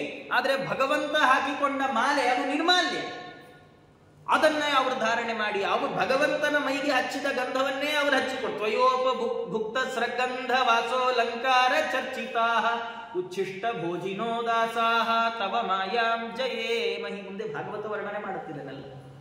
ಹಾಗಾಗಿ ಉದ್ಧವರು ಬಂದ್ರೆ ಗೋಪಿಕೆಯರಿಗೆ ಕನ್ಫ್ಯೂಸ್ ಆಗ್ತಿರ್ತದೆ, ಕೃಷ್ಣನೋ ಉದ್ಧವರೋ ಅಂತ. ಹಾಗೆ ನೋಡ್ಲಿಕ್ಕೆ ಪೂರ್ತಿ ಕೃಷ್ಣನ್ನ ಅನುಸರಿಸಿ ಬಿಟ್ಟಿದ್ರು. ನಾವು ಜೀವನದಲ್ಲಿ ಯಾರ್ಯಾರನ್ನೋ ಕಾಪಿ ಹೊಡಿತೀವಿ. ಕೈ ಮೇಲೆ ಯಾರ್ದೋ ಹೆಸರು ಬರೆಸ್ಕೊಂಡೆ, ಬೆನ್ ಮೇಲೆ ಯಾರ್ದೋ ಹೆಸರು ಹಾಕಿಸ್ಕೊಂಡೆ, ಹಚ್ಚೆ ಹೊಡಿಸ್ಕೊಂಡೆ, ಯಾರನ್ನ ಅನುಸರಿಸಬೇಕು ಅಂತಲೂ ಗೊತ್ತಿಲ್ಲ. ಇವತ್ತಿನ ಮಂದಿ ಚಿಕ್ಕ ಚಿಕ್ಕ ಮಕ್ಕಳಿಗಂತೂ ಇಬ್ಬರೇ ಅವ್ರಿಗೆ ಆದರ್ಶ. ಒಂದು ಟಿವಿಲಿ ಬರೋ ಯಾವುದು ಸಿನಿಮಾ ತಾರೆಯರು, ಇಲ್ಲ ಕ್ರಿಕೆಟ್ ತಾರೆ. ಇಬ್ರು ಬಿಟ್ರೆ ಇನ್ಯಾರೂ ಗೊತ್ತಿಲ್ಲ. ಅವ್ರದ್ದೇ ಅವ್ರು ಹೆಂಗೆ ತಲೆ ಬಾಚ್ಕೊಂಡ್ರೆ ಇವರು ಹಂಗೆ ತಲೆ ಬಾಚ್ಕೊಂಡು, ಅವ್ರು ಯಾವ ಥರ ಏನು ಡ್ರೆಸ್ ಮಾಡ್ಕೊಂಡ್ರೆ ಇವರು ಹಾಗೆ. ಒಂದು ವಿಚಿತ್ರ ಹುಚ್ಚು. ಇವನ್ನೆಲ್ಲ ಅನುಸರಿಸಿ ಏನು ಸಿಗುತ್ತೋ ದೇವರೇ ಬಲ್ಲ. ಆದರೆ ಉದ್ಧವರು ಮಾತ್ರ ತಮ್ಮ ರೋಲ್ ಮಾಡೆಲ್ ಆಗಿ ಇಟ್ಕೊಂಡಿದ್ದು ಕೃಷ್ಣನ್ನೇ. ಅವರು ತಮ್ಮ ವೇಷ ಭೂಷಣ ಆಚಾರ ವಿಚಾರ ಎಲ್ಲ ಕೃಷ್ಣನ ಹಾಗೆ. ಹಾಗಾಗಿಯೇ ಕೃಷ್ಣ ಅವರಿಗೆ ಉಪದೇಶ ಮಾಡಿ ತತ್ವಜ್ಞಾನವನ್ನು ಮುಂದರಡಿಸ್ರಿ ಅಂತ ಅವರನ್ನು ಭೂಮಿಗೆ ಇಳಿಸೋದ. ಅವರು ಕೃಷ್ಣಂದೇ ನೆನಪಾಗೋಯ್ತು. ಅವರು ನಿಧಾನಕ್ಕೆ ಕಣ್ಬಿಟ್ಟಂದ್ರು ಇನ್ನೆಲ್ಲಿ ಕೃಷ್ಣ. ನಮ್ಮ ನಡುವೆ ಇನ್ನೂ ಕೃಷ್ಣ ಇಲ್ಲ. ಕೃಷ್ಣ ಪರಂಧಾಮಕ್ಕೆ ಹೋಗಬೇಕು ಅಂತ ನಿಶ್ಚಯ ಮಾಡಿಬಿಟ್ಟಿದ್ದಾನೆ. ಕೃಷ್ಣ ಇನ್ನೂ ಪರಂಧಾಮಕ್ಕೆ ಹೋಗಲಿಲ್ಲ. ಭಾಗವತದಲ್ಲಿ ಉದ್ಧವರು ಈ ಕಥೆಯನ್ನು ಹೇಳುವಾಗ ಇನ್ನೂ ಯಾದವ ಕುಲ ನಾಶ ಆಗಿಲ್ಲ, ಇನ್ನೂ ಕೃಷ್ಣ ಪರಂಧಾಮಕ್ಕೆ ಹೋಗಲಿಲ್ಲ. ಆದರೆ ಉದ್ಧವರು ಹೇಳುವಾಗ ಕೃಷ್ಣ ಪರಂಧಾಮಕ್ಕೆ ಹೋದ ಅಂತಾರೆ, ಯಾದವ ಕುಲ ನಾಶ ಆಯಿತು ಅಂತಾರೆ. ಅದು ಹಂಗಂದ್ರು ಅಂದ್ರೆ ತಾತ್ಪರ್ಯದಲ್ಲಿ ಆಚಾರ್ಯ ಹೇಳುವಾಗ ಏಷ್ಯಚ್ಚ ನಿಶ್ಚಿತಂ ಯತ್ತದತೀತತ್ವೇನ ಭಣ್ಯತೆ ಅಂತಾರೆ. ಯಾವುದು ಮುಂದೆ ನಡೆದೇ ನಡೆಯುತ್ತೆ ಅಂತ ನಿಶ್ಚಯ ಆಗಿದೆಯೋ ಅದನ್ನ ನಡೆದಾಯಿತು ಅಂತ ವ್ಯವಹಾರ ಮಾಡುತ್ತಂತೆ ಲೋಕ. ನಮ್ಮಲ್ಲಿ ಕಂಡಿದೆ, ನಾವು ಹಾಗೆ ಕಂಡಿದ್ದೇವೆ. ಮದುವೆ ನಿಶ್ಚಯ ಆಗಿದೆ, ಇನ್ನೊಂದು 2-3 ದಿನಕ್ಕೆ ಮದುವೆ ಇದೆ ಅಂದ್ರೆ ಇನ್ನೇನಪ್ಪ ನಿಂದು ಮದುವೆ ಆಗೋಯ್ತಲ್ಲ ಅಂತ ಕಾಡಿಸ್ತೀವಿ. ಅವನದೇನು ಮದುವೆ ಆಗಿಲ್ಲ ಇನ್ನೂ. ಆ ಮದುವೆ ನಡೆದೇ ನಡೆಯುತ್ತೆ ಅನ್ನೋ ಗ್ಯಾರಂಟಿನೂ ಇರಲ್ಲ. ನಡೆಯೋವರೆಗೂ ಇವತ್ತಿಗೆಲ್ಲ ಮದುವೆಗಳು ಕೆಲವು ಕಡೆ ಯಾರೋ ಬಂದವರು ಬೇಕು ಅಂತಕ್ಕೆ ಜಗಳ ಹಚ್ಚಿಟ್ಟೋಗ್ಬಿಡ್ತಾರೆ. ಯಾಕೆಂದ್ರೆ ಇಲ್ಲ ಮದುವೆ ಜಗಳ ಮಾಡೋದು ನಮ್ಮ ಸಂಪ್ರದಾಯ ಅಂತ ಬೇರೆ. ಇಂಥವೆಲ್ಲ ನಡೀತಾರೆ. ಆದರೆ ಅಂಥದ್ದನ್ನೇ ನಾವು ನಡೆಯುತ್ತೆ ಅನ್ನೋ ಕಾನ್ಫಿಡೆನ್ಸ್ ಅಲ್ಲಿ ನಡೆದೋಯ್ತು ಅಂತ ವ್ಯವಹಾರ ಮಾಡ್ತೇವಲ್ಲ, ಹಾಗೆ ಉದ್ಧವರು ಕೃಷ್ಣ ತಾನೇನು ಹೇಳಿದ್ದಾನೆ, ಇಷ್ಟು ದಿವಸದಲ್ಲಿ ಯದುಕುಲ ನಾಶ ಆಗತ್ತೆ, ನಾನು ಪರಂಧಾಮಕ್ಕೆ ಹೋಗ್ತೇನೆ ಅಂತ. ಹಾಗಾಗಿ ಅವರು ಹೇಳುವಾಗ ಯದುಕುಲ ನಾಶ ಆಗಿ ಹೋಯ್ತಪ್ಪ, ಕೃಷ್ಣ ಪರಂಧಾಮಕ್ಕೆ ಹೊರಟು ಬಿಟ್ಟ, ನಮ್ಮನ್ನೆಲ್ಲ ಏಕಾಂಗಿಯನ್ನಾಗಿಸಿ ಕೃಷ್ಣ ಹೊರಟು ಬಿಟ್ಟಿದ್ದಾನೆ ಅಂತ ಅವರು ಹೀಗೆ ಹೇಳಿದಾಗ ವಿದುರರಿಗೆ ಬಹಳ ಬೇಸರ ಆಗಿದೆ. ಅವರು ಪ್ರಾರ್ಥನೆ ಮಾಡಿದ್ದಾರೆ, ಹಾಗಾದ್ರೆ ಕೃಷ್ಣ ನಿಮ್ಗೇನು ಉಪದೇಶ ಮಾಡಿದ್ದಾನೆ ಅದನ್ನು ನಂಗೆ ಉಪದೇಶ ಮಾಡ್ರಿ ಎಂದಾಗ ಉದ್ಧವರಂದ್ರು, ಇಲ್ಲ, ಕೃಷ್ಣ ನಿಂಗೆ ಉಪದೇಶ ಮಾಡಕ್ಕೆ ಅಂತ ಸೆಪರೇಟ್ ಆಗಿ ಒಬ್ಬರನ್ನು ಹುಡುಕಿಟ್ಟಿದ್ದಾನೆ. ಯಾರದು? ಮೈತ್ರೇಯರು. ಅವರು ಏನಂದ್ರೆ ಚಂದ ಭಗವಂತನ ಲೀಲೆ, ಕೃಷ್ಣ ಇಬ್ಬರಿಗೂ ಉಪದೇಶ ಮಾಡಿದ್ದಂತ, ಒಂದು ಉದ್ಧವರಿಗೆ ಒಂದು ಮೈತ್ರೇಯರಿಗೆ. ಉದ್ಧವರು ಏನ್ ಮಾಡಬೇಕು, ನೀವು ಜಗತ್ತಲ್ಲಿ ಇರ್ರಿ, ನೀವು ಜಗತ್ತಲ್ಲಿ ತತ್ವೋಪದೇಶ ಮಾಡ್ರಿ. ಮೈತ್ರೇಯರಿಗೆ ಏನ್ ಮಾಡಬೇಕು, ನೀವು ವಿದುರ ಸಿಗೋವರೆಗೂ ಸಂಚಾರ ಮಾಡ್ರಿ, ವಿದುರ ಸಿಕ್ಕ ಮೇಲೆ ವಿದುರಂಗ ಉಪದೇಶ ಮಾಡಿ ನೀವು ಬದರಿಕಾಶ್ರಮದ ಕಡೆ ಹೊರಟು ಬಿಡ್ರಿ. ಇದು ಮೈತ್ರೇಯರ ಆದೇಶ, ಮೈತ್ರೇಯರಿಗೆ ಸಿಕ್ಕಂತಹ ಕೃಷ್ಣನ ಆದೇಶ. ಹಾಗಾಗಿ ಉದ್ಧವರು ಹೇಳ್ತಾ ಇದ್ದಾರೆ, ನಿಂಗೆ ಮೈತ್ರೇಯರನ್ನ ಕೃಷ್ಣ ಮೀಸಲಾಗಿ ಎತ್ತಿಟ್ಟಿದ್ದಾನಪ್ಪ. ದೇವರಿಗೆ ಜ್ಞಾನವನ್ನ ಬಯಸುವವರ ಮೇಲೆ ಎಷ್ಟು ಪ್ರೀತಿ ಎನ್ಲಿಕ್ಕಿದು ಸಾಕ್ಷಿ. ವಿದುರರು ಬಂದೇ ಬರ್ತಾರೆ, ವಿದುರರು ಉಪದೇಶ ಮಾಡ್ಲಿಕ್ಕೊಬ್ರು ಬೇಕೇ ಬೇಕು. ಹಾಗಾಗಿ ಮೈತ್ರೇಯರಿಗೆ ಉಪದೇಶ ಮಾಡಿದ್ದಾನೆ ಭಗವಂತ. ಹಾಗಾಗಿ ಮೈತ್ರೇಯರನ್ನ ಭೇಟಿಯಾಗ್ರಿ, ಅವರು ನಿಮ್ಗೆಲ್ಲ ಉಪದೇಶ ಮಾಡ್ತಾರೆ ಅಂತ ಹೇಳಿದಾಗ ವಿದುರರು ಹಾಗೆ ಆಗಲಿ ಅಂತ ಹೊರಟ್ರೆ ಅವರು ತಾವು ಅಲ್ಲಿಂದ ಮೈತ್ರೇಯರಿದ್ದ ಗಂಗಾ ತೀರಕ್ಕೆ ವಿದುರರು ಪ್ರಯಾಣ ಮಾಡಿದ್ದಾರೆ. ಗಂಗಾ ತೀರದಲ್ಲಿ ಮೈತ್ರೇಯರ ಸಮಾಗಮ ಆಗಿದೆ. ಸಮಾಗಮ ಆದಾಗ ಅವರು ಪ್ರಶ್ನೆ ಮಾಡಿದ್ದಾರೆ, ಸ್ವಾಮಿ ದಯಮಾಡಿ ಉಪದೇಶ ಮಾಡಿ ತತ್ವಜ್ಞಾನವನ್ನು ಕೊಡ್ರಿ ಅಂತ ಕೇಳಿದಾಗ ಅವರು ಹೇಳ್ತಾ ಇದ್ದಾರೆ, ಭಗವಂತ ಏನು ಹೇಳಿದ್ದಾನೋ ಅದನ್ನು ನಿಂಗೆ ಹೇಳ್ತೇನಪ್ಪ ಅಂತ ಹೇಳಿ ಎಲ್ಲ ಸೃಷ್ಟಿಯ ಪ್ರಕ್ರಿಯೆಯನ್ನು ವಿಸ್ತಾರವಾಗಿ ನಿರೂಪಣೆ ಮಾಡ್ತಾ ಇದ್ದಾರೆ. ತೃತೀಯ ಸ್ಕಂದದಲ್ಲಿ ಮುಖ್ಯವಾದದ್ದು ಎರಡು ಕಥೆ, ಒಂದು ವರಾಹಾವತಾರದ ಚರಿತ್ರೆ, ಮತ್ತೊಂದು ಕಪಿಲ ಚರಿತ್ರೆ. ಆ ಎರಡು ಚರಿತ್ರೆಗಳು ಎಷ್ಟು ಚೆನ್ನಾಗಿ ಒಂದೊಳಗೊಂದು ಸೇರ್ಕೊಂಡಿದೆ ಅಂದರೆ ನಮ್ಗೆ ಊಹೆ ಮಾಡಲಿಕ್ಕೂ ಸಾಧ್ಯ ಇಲ್ಲ. ಏನಂದರೆ ಸೃಷ್ಟಿಯ ಕ್ರಮವನ್ನು ಹೇಳ್ತಾ ಅವರಂದ್ರು, ಮೊದಲಿಗೆ ಭಗವಂತ ಎಲ್ಲ ತತ್ವಾಭಿಮಾನಿ ದೇವತೆಗಳನ್ನು ಸೃಷ್ಟಿ ಮಾಡಿದ, ಎಲ್ಲ ತತ್ವಗಳಿಗೆ ಅಭಿಮಾನಿಯಾದ ದೇವತೆಗಳನ್ನು ಸೃಷ್ಟಿ ಮಾಡಿ ದೇವರವ್ರಿಗೆ ಅನ್ನಂತೆ, ನೀವೆಲ್ಲ ಹೋಗಿ ಇನ್ನು ಮುಂದೆ ನೀವು ಸೃಷ್ಟಿ ಮಾಡ್ಬೇಕು, ನಾನು ಮಾಡಿದ್ದಾಯ್ತಲ್ಲ, ಇನ್ನು ನೀವೆಲ್ಲ ಒಂದೊಂದು ತತ್ವಕ್ಕೆ ಅಭಿಮಾನಿಗಳಲ್ಲ, ಪೃಥ್ವಿಗೆ, ತೇಜಸ್ಸಿಗೆ, ಅಪ್ಪಿಗೆ, ವಾಯುವಿಗೆ, ಆಕಾಶಕ್ಕೆ, ಎಲ್ಲ ಪಂಚಭೂತ ತನ್ಮಾತ್ರೆಗಳಿಗೆಲ್ಲ ಒಬ್ಬೊಬ್ಬರ ಅಭಿಮಾನಿಗಳು ನೀವು ಸೃಷ್ಟಿ ಮಾಡ್ರಿ ಅಂತ ಭಗವಂತ. ಅವರಂದ್ರು, ಸ್ವಾಮಿ ಸೃಷ್ಟಿ ಮಾಡುವಂದ್ರೆ ಹೆಂಗ್ ಮಾಡೋದು, ನಮಗೇನು ಗೊತ್ತೇ ಇಲ್ಲ ಸೃಷ್ಟಿ ಬಗ್ಗೆ. ಅವರೆಲ್ಲ ಸ್ತೋತ್ರ ಮಾಡ್ತಾ ಇದ್ದಾರೆ, ನತಾಸ್ಮತೇನಾಥ ಪದಾರವಿಂದಂ ಪ್ರಪನ್ನ ತಾಪೋಪಶಮಾತ ಪತ್ರಂ ಯನ್ಮೂಲಕೇತ ಯತಯೋಂಜಸೋರು ಸಂಸಾರ ದುಃಖಂ ಬಹಿರುಕ್ಷಿಪಂತಿ. ಸ್ವಾಮಿ ನಿನ್ನನ್ನು ನಾವು ನಿನ್ನನ್ನು ನಮಸ್ಕಾರ ಮಾಡಿದ್ದೇವೆ, ನತಾಹ ನಿನ್ನನ್ನು ನಮಸ್ಕಾರ ಮಾಡಿದ್ದೇವೆ. ಯಾಕೆ ನಿನ್ನ ನಮಸ್ಕಾರ ಮಾಡಿದ್ದೇವೆ? ನಿನ್ನ ಪಾದ ಇದೆಯಲ್ಲ ಸ್ವಾಮಿ, ಅದು ಹೇಗಿದೆ ಅಂದ್ರೆ, ಯಾರು ನಿನ್ನ ಪಾದವನ್ನ ಶರಣು ಹೊಂದುತ್ತಾರಲ್ಲ ಅವರಿಗೆ ಇರುವ ಎಲ್ಲಾ ತಾಪಗಳನ್ನು ಕಳೆಯೋ ದೊಡ್ಡ ಛತ್ರಿ ಆಗಿದೆ. ಬಿಸಿಲು ಜಾಸ್ತಿ ಆಗ್ಬಿಟ್ರೆ ನಮಗೆ ನಡೆಯಕ್ಕಾಗಲ್ಲ, ಏನಾದ್ರೂ ಮನೇಲೇ ಕೂತಿರೋಣ ಅನ್ಸೋದು, ಹೊರಗೆ ಹೋಗ್ಬೇಕಾದ್ರೆ ತಲೆ ಸುಟ್ಟು ಹೋಗ್ಬಿಡುತ್ತೆ. ನಮ್ಗಿರೋದು ಒಂದೇ ತಾಪ ಅಂತ ನಾವು ಅಂದುಕೊಂಡಿದ್ದೇವೆ, ಆದರೆ ನಮ್ಗೆ ನಿಜವಾಗಿ 3 ಮುಬ್ಬಗೆಯ ತಾಪ ಇದೆ. ಅದನ್ನೇ ತಾಪತ್ರಯ ಅಂತ ಉಲ್ಲೇಖ ಮಾಡುತ್ತೆ ಶಾಸ್ತ್ರ. ಈ ತಾಪತ್ರಯ ಕಳಿಯಕ್ಕೆ ಯಾವ ಛತ್ರಿ ಲೌಕಿಕವಾದ ಉಪಯೋಗ ಆಗಲ್ಲ. ಕರಿದು, ಬಿಳಿದು, ಕೆಂಪುದು, ಕಪ್ಪುದು ಯಾವುದು ಉಪಯೋಗ ಆಗಲ್ಲ. ಹಾಗಾದ್ರೆ ಇದಕ್ಕೊಂದು ಛತ್ರಿ ಇದೆ. ಯಾವ ಛತ್ರಿ ಅದು? ಭಗವಂತನ ಪಾದಕಮಲ ಅನ್ನುವ ಛತ್ರಿ. ಭಗವಂತ ಪಾದ ಕಮಲವನ್ನು ಆಶ್ರಯಿಸಿಬಿಟ್ರೆ ಜಗತ್ತಿನ ಯಾವ ತಾಪ ನಮ್ಗೇನು ಮಾಡೋಲ್ಲ. ಅಂಥ ನಿನ್ನ ಪಾದ ಕಮಲವನ್ನು ನಾವು ಆಶ್ರಯಿಸಿದ್ದೇವೆ ಸ್ವಾಮಿ. ಇಂಥ ಪಾದ ಕಮಲವನ್ನು ಆಶ್ರಯಿಸಿದೆವರು ತಮ್ಮ ಸಂಸಾರದ ಎಲ್ಲ ದುಃಖ ಗಂಟು ಮೂಟೆ ಕಟ್ಟಿ ತಮ್ಮ ಜೀವನದಿಂದ ಆಚೆ ಹಾಕಿಬಿಡ್ತಾರೆ. ಅವರಿಗೆ ಯಾವ ದುಃಖ ಬರೋಲ್ಲ. ಅಂಥ ನಿನ್ನ ಪಾದ ಕಮಲವನ್ನು ಆಶ್ರಯಿಸಿದ್ದೇವೆ ಸ್ವಾಮಿ. ನೀನೇನೋ ಸೃಷ್ಟಿ ಮಾಡು ಅಂತ ಹೇಳಿಬಿಟ್ಟು, ಆದರೆ ಸೃಷ್ಟಿ ಮಾಡೋದು ಅಂದ್ರೆ ಏನು ಸುಮ್ಮನೆ ಕೆಲಸವೋ? ಹಾಗಾಗಿ ದಯಮಾಡಿ ಸೃಷ್ಟಿ ಮಾಡುವಂತ ಆದೇಶ ಮಾಡಿದ ನೀನೇ ಸೃಷ್ಟಿ ಮಾಡೋ ಶಕ್ತಿಯನ್ನು ಕೊಡು ಅಂತ ಕೇಳ್ಕೊಂಡಿರ್ತೀವಿ. ಏನು ಕಥೆ ಅಂದರೆ, ನಮ್ಮ ಜೀವನದಲ್ಲಿ ನಮಗೆ ಹೊಸ ಹೊಸ ಜವಾಬ್ದಾರಿಗಳು ಬರುತ್ತೆ ಅಂತ ಗೊತ್ತಾದಾಗ ನಮಗೆ ಸಂತೋಷಕ್ಕಿಂತ ಕೆಲವೊಮ್ಮೆ ಭಯ ಆಗುತ್ತೆ. ಈ ಜವಾಬ್ದಾರಿ ನಾವು ನಿಭಾಯಿಸ್ತೀನೋ ಹೇಗೆ, ಅಥವಾ ಏನೋ ಹೊಸ ಸಮಸ್ಯೆ ಬರುತ್ತೆ ಅಂತ ನಮಗೆ ಗೊತ್ತಾಗ್ಬಿಡುತ್ತೆ. ಎಲ್ಲೋ ಅಪರೂಪಕ್ಕೆ ಜಾತಕ ತೋರಿಸಿದ್ರೆ ಜಾತಕ ನೋಡಿದವ್ರು ಹೇಳ್ತಾರೆ, ಓಹೋ ನಿಮಗೆ ಶನಿ ದಶೆ ಶುರುವಾಗಿದೆ ಕಣ್ರಿ, ನಿಮಗಿದೆ ಈ ಸರ್ತಿ ಅಂತ ಹೇಳೇ ಬಿಡ್ತಾರೆ. ಒಳಗೊಳಗೆ ಭಯ ಶುರುವಾಗುತ್ತೆ. ಮನುಷ್ಯ ಮೇಲ್ನೋಟಕ್ಕೆ ಭಾರಿ ಧೈರ್ಯಸ್ಥರಂತೆ ತೋರಿಸ್ಕೊಳ್ಬಹುದು, ಆದರೆ ಮಾನಸಿಕವಾಗಿ ಆತ ತುಂಬ ಭಯಭೀತನಾಗ್ತಾನೆ. ಇಂಥ ಸಂದರ್ಭದಲ್ಲಿ ದೇವರನ್ನು ಏನು ಕೇಳ್ಕೊಳ್ಬೇಕು? ತತ್ವಾಭಿಮಾನಿ ದೇವತೆಗಳ ಮೂಲಕವಾಗಿ ಭಾಗವತ ನಮಗೆ ಹೇಳುತ್ತೆ, ದೇವರನ್ನು ಕೇಳ್ಕೊಳ್ಬೇಕಾದಿಷ್ಟೇ, ಸ್ವಾಮಿ ನೀ ಏನು ಬೇಕಾದ್ರೂ ನಮ್ಗೆ ಎಂಥ ಜವಾಬ್ದಾರಿಯನ್ನು ಕೊಡು, ಎಂಥ ದೊಡ್ಡ ಸಮಸ್ಯೆಯನ್ನು ಕೊಡು, ಏನೇ ಕೊಡು, ಆದರೆ ಏನೇ ಕೊಟ್ಟರು ಅದನ್ನ ನಿಭಾಯಿಸುವ ಶಕ್ತಿಯನ್ನು ನನ್ಗೆ ಕೊಡು. ಬಂದದ್ದೆಲ್ಲ ಬರಲಿ ಗೋವಿಂದ, ನಿನ್ನ ದಯೆ ಒಂದು ಜೊತೆಗಿರಲಿ ಅಷ್ಟೇ. By one get one free ಇರುತ್ತಲ್ಲ, ಅಂತ ಹಾಗಿದ್ದಂಗೆ ಸಮಸ್ಯೆ ಬರ್ತಾ ಬರಲಿ, ಅದರ ಜೊತೆಗೆ ದೇವರ ದಯೆಯೂ ಸಿಗಲಿ. ನಮ್ಗೆ ದೊಡ್ಡ ಜವಾಬ್ದಾರಿ ಬರ್ತಾ ಬರಲಿ, ಅದರ ಜೊತೆಗೆ ನಿನ್ನ ದಯೆಯೂ ಸಿಗಲಿ, ಅದನ್ನ ನಿಭಾಯಿಸುವ ನಿರ್ವಹಿಸುವ ಶಕ್ತಿಯನ್ನು ನೀನೇ ಕೊಡು ಅಂತ ಅವರೆಲ್ಲ ಪ್ರಾರ್ಥನೆ ಮಾಡಿದ್ದಾರೆ. ಪ್ರಾರ್ಥನೆ ಮಾಡಿದಾಗ ಭಗವಂತ ತಾನೇನ್ ಮಾಡಿದ್ದಾನೆ, ಎಲ್ಲ ತತ್ವಗಳ ಒಳಗೆ ತಾನು ಮತ್ತು ಲಕ್ಷ್ಮಿಯನ್ನ ಕರೆದುಕೊಂಡು ಒಂದೊಂದು ರೂಪಗಳಿಂದ ಪ್ರವೇಶ ಮಾಡಿದ್ದಾನೆ. ತತ್ರ ತತ್ರ ಸ್ಥಿತೋ ವಿಷ್ಣು ತತ್ತಚ್ಛಕ್ತಿ ಪ್ರಬೋಧಕ ಏಕಏವ ಮಹಾಶಕ್ತಿ ಕುರುತೆ ಸರ್ವಮಂಜಸ. ಎಲ್ಲದರ ಒಳಗೆ ಭಗವಂತ ಇದ್ದಾನೆ. ತತ್ ಸೃಷ್ಟ್ವಾ ತದೇವಾನುಪ್ರಾವಿಶತ್ ಅಂತ ವೇದ ಹೇಳುತ್ತೆ. ಎಲ್ಲದರ ಒಳಗೆ ಭಗವಂತ ತಾನು ಪ್ರವೇಶ ಮಾಡಿದ.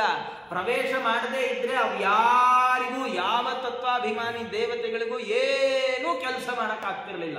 ಜಡವಾದ ತತ್ವದ ಸೃಷ್ಟಿ ಮಾಡಿದ, ಅದು ಜಡ ಅಂತ ಅದಕ್ಕೊಬ್ಬ ಅಭಿಮಾನಿಯನ್ನ ಭಗವಂತ ಸೃಷ್ಟಿಸಿದ. ಆದ್ರೆ ಆ ಅಭಿಮಾನಿಗಳು ದೇವರ ಸಾಮರ್ಥ್ಯ ಇಲ್ಲದೆ ಜಡ ಪ್ರಾಯರಾಗಿಬಿಟ್ಟಿದೆ. ಹಾಗಾಗಿ ದೇವರೇ ತಾನು ಪ್ರವೇಶ ಮಾಡಿದ, ಚೈತನ್ಯ ರೂಪಿಯಾಗಿ ಎಲ್ಲದರ ಒಳಗೆ ಪ್ರವೇಶ ಮಾಡಿದ. ಎಲ್ಲದರಿಂದ ಸೃಷ್ಟಿ ಪ್ರಾರಂಭ ಆಗಿದೆ. ಬ್ರಹ್ಮಾಂಡದ ಸೃಷ್ಟಿಯಾಯಿತು, ಬ್ರಹ್ಮಾಂಡದ ಉತ್ಪತ್ತಿ ಆಗ್ತಾ ಇದೆ. ಹೀಗೆ ಬ್ರಹ್ಮಾಂಡದ ಉತ್ಪತ್ತಿಯಾಗಿ ಎಲ್ಲ ಒಬ್ಬರ ಸೃಷ್ಟಿಯನ್ನ ಭಗವಂತನ ಆದೇಶದಂತೆ ತಾವು ಮಾಡ್ತಾ ಇದ್ದಾರೆ. ಮಾಡುವ ಸಂದರ್ಭದಲ್ಲಿ ಭಗವಂತ ಬ್ರಹ್ಮದೇವರನ್ನ ಸೃಷ್ಟಿಸಿದ್ದಾನೆ. ತನ್ನ ನಾಭಿ ಕಮಲದಿಂದ ಸೃಷ್ಟಿ ಮಾಡಿ ಬ್ರಹ್ಮದೇವರಿಗೆ ಆದೇಶ ಮಾಡಿದ, ನೀವು ಸೃಷ್ಟಿಯನ್ನ ಮಾಡ್ರಿ ಎಂದಾಗ ಬ್ರಹ್ಮದೇವರು ಸ್ತೋತ್ರ ಮಾಡ್ತಾ ಇದ್ದಾರೆ. ಸ್ವಾಮಿ ಸೃಷ್ಟಿ ಎಲ್ರದ್ದು ಅದೇ ಪರಿಸ್ಥಿತಿ. ದೇವರು ಅವನು ಎಷ್ಟು ಚೆನ್ನ ಅಂದ್ರೆ ಎಲ್ರಿಗೂ ಆದೇಶ ಮಾಡ್ತಾನೆ. ಆದೇಶ ಮಾಡಿದ ಮೇಲೆ ಎಲ್ಲರೂ ಸ್ತೋತ್ರ ಮಾಡ್ತಾರೆ ಅಂತಲೇ ಕಥೆ. ಯಾಕೆಂದ್ರೆ ಆ ಭಗವಂತನ ಆದೇಶವನ್ನ ನಿರ್ವಹಿಸುವ ಶಕ್ತಿ ದೇವರೇ ಕೊಡ್ಬೇಕು. ಅವರಿಗೆಲ್ಲ ಆ ತತ್ವಜ್ಞಾನ ಇದ್ದಿದ್ದಕ್ಕೆ ಅವರಿಗೆ ಭಗವಂತ ಆದೇಶ ಮಾಡಿ. ಅವರು ಬ್ರಹ್ಮದೇವರಂತಾರೆ, ತಾವದ್ಭಯಂ ದ್ರವಿಣಗೇಹ ಸುಹೃನ್ನಿಮಿತ್ತಂ ಶೋಕಸ್ಪೃಹ ಪರಿಭವೋ ವಿಪುಲಶ್ಚ ಲೋಭ ತಾವನ್ಮಮೇತ್ಯ ಸದವಗ್ರಹ ಅರ್ತಿಮೂಲಂ ಯಾವನ್ನ ತೇಂಘ್ರಿಮ ಭಯಂ ಪ್ರವೃಣೀತ ಲೋಕಃ. ಸ್ವಾಮಿ ನಂಗೆ ಸೃಷ್ಟಿ ಮಾಡು ಅಂತ ಆದೇಶ ಮಾಡಿದ್ದೀಯಾ, ಆದ್ರೆ ಈ ಆದೇಶವನ್ನ ನಾನು ಪಾಲಿಸ್ಲಿಕ್ಕೆ ಸಮರ್ಥನ ನಂಗೆ ಗೊತ್ತಿಲ್ಲ. ಯಾಕೆಂದ್ರೆ ನಿನ್ನ ಪಾದ ಕಮಲವನ್ನ ಜನ ಆಶ್ರಯಿಸದೇ ಇದ್ರೆ, ನಾವು ನಿನ್ನ ಪಾದ ಕಮಲವನ್ನ ಆಶ್ರಯಿಸದೇ ಇದ್ರೆ ಬಹಳ ದೊಡ್ಡ ಸಮಸ್ಯೆ.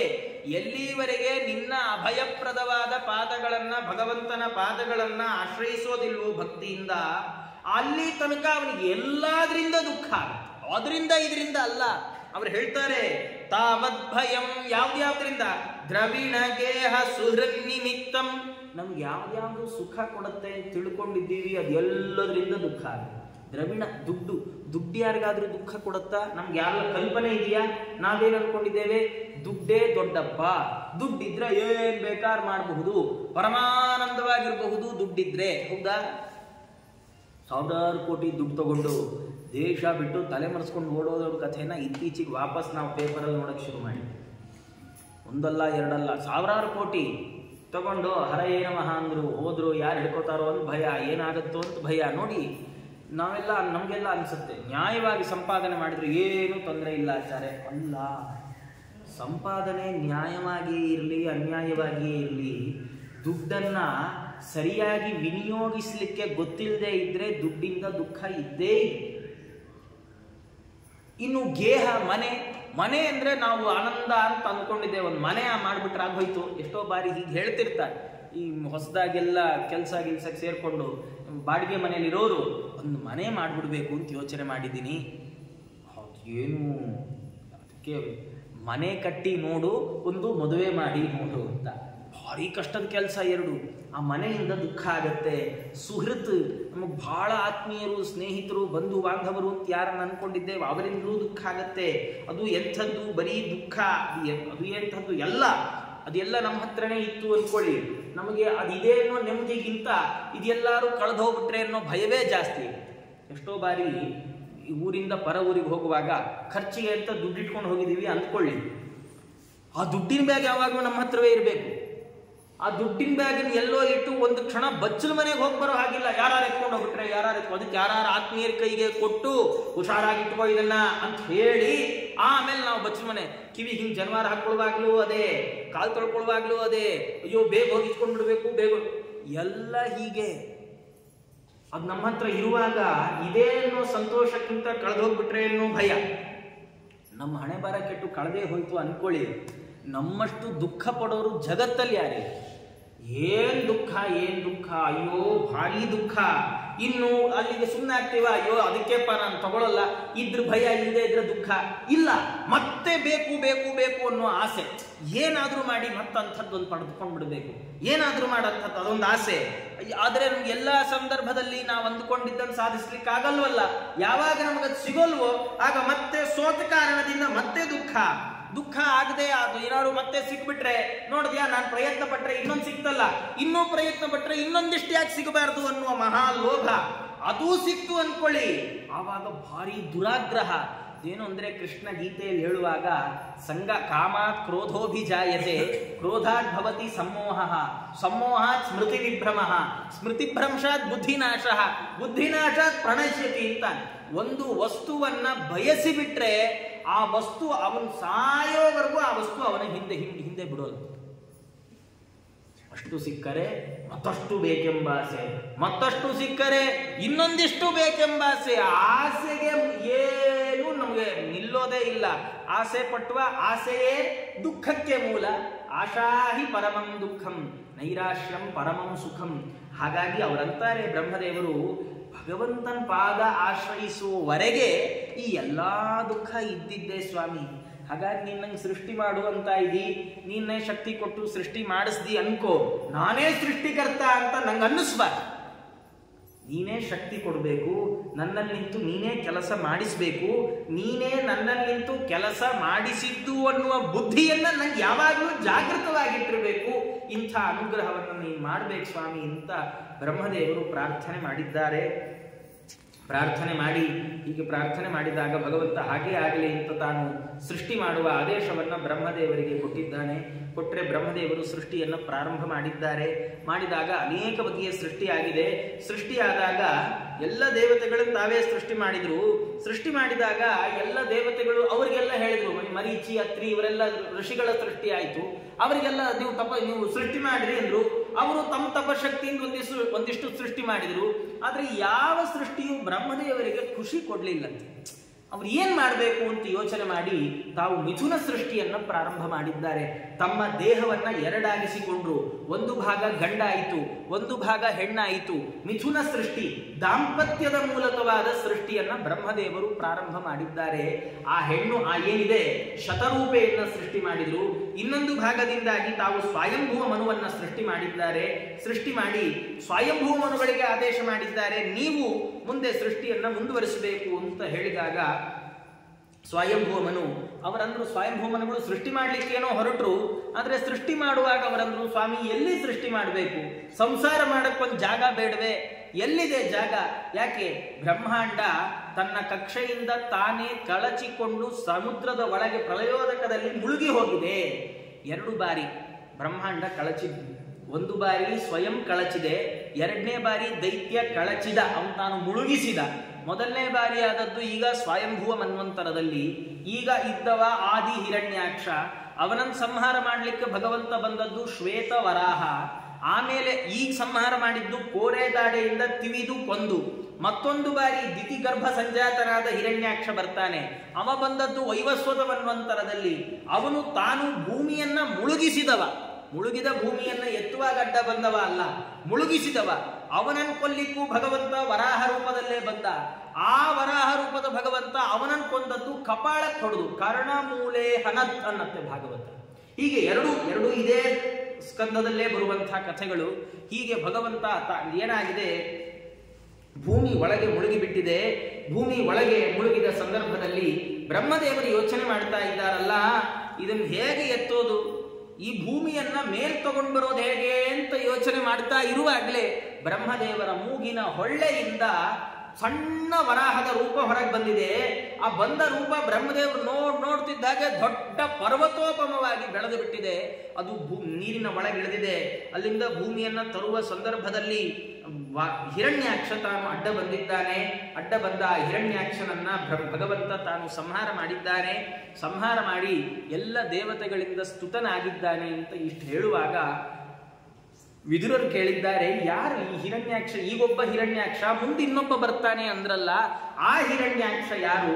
ಅವಂದು ಏನು ಕಥೆ, ಅದನ್ನೊಂಚೂರು ಹೇಳ್ರಿ ಅಂತ ಪ್ರಶ್ನೆ ಮಾಡಿದಾಗ ಅವರಂತಾರೆ, ಒಮ್ಮೆ ದಿತಿ ತಾನು ಸಂಧ್ಯಾಕಾಲದಲ್ಲಿ ರತಿಯಲ್ಲಿ ಆಸಕ್ತಳಾಗಿ ತನ್ನ ಪತಿಯಾದ ಕಶ್ಯಪರನ್ನ ಸಂಗಮಿಸಿದರೆ ಕಶ್ಯಪರಂದ್ರು, ನಿನ್ನ ಹೊಟ್ಟೆಯಲ್ಲಿ ಇಬ್ರು ದೊಡ್ಡ ದಾನವರು ರಾಕ್ಷಸರು ಹುಟ್ಟುತ್ತಾರೆ, ಅವರು ಭಗವಂತನಿಂದ ಸಂಹೃತರಾಗ್ತಾರೆ, ದೇವರೇ ಅವರನ್ನ ಕೊಲ್ತಾನೆ ಅಂತ ಹೀಗೆ ಹೇಳಿದ್ದಾರೆ.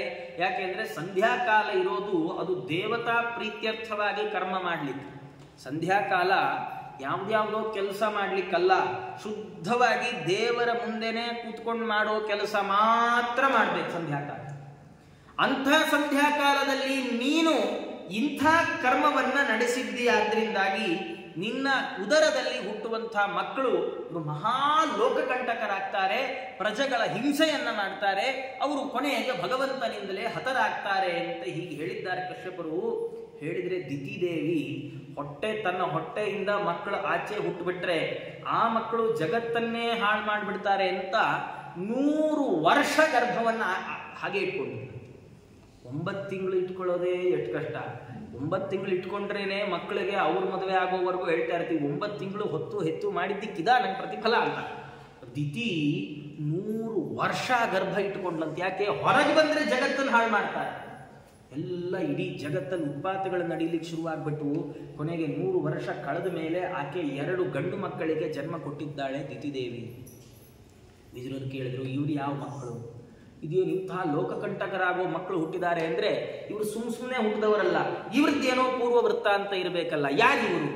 ಅದಕ್ಕೆ ಮೈತ್ರೇಯರು ಹೇಳ್ತಾ ಇದ್ದಾರೆ, ಇವರು ಭಗವಂತನ ದ್ವಾರಪಾಲಕರಾದ ಜಯವಿಜಯರು. ಈ ಜಯವಿಜಯರು ಸನಕಾದಿಗಳ ಶಾಪದಿಂದಾಗಿ ಹಿರಣ್ಯಾಕ್ಷ ಹಿರಣ್ಯಕಶಿಪುಗಳಾಗಿದ್ದಾರೆ. ಏನಾ ಕಥೆ?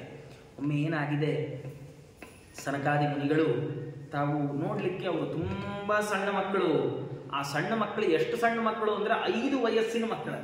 ಅವರೆಲ್ಲ ಸೀದಾ ಭಗವಂತನ ವೈಕುಂಠಕ್ಕೆ ಹೊರಟರು. ಅವ್ರನ್ನ ಯಾರು ತಡೆಯೋರು? ಬ್ರಹ್ಮಮಾನಸ ಪುತ್ರರವರು.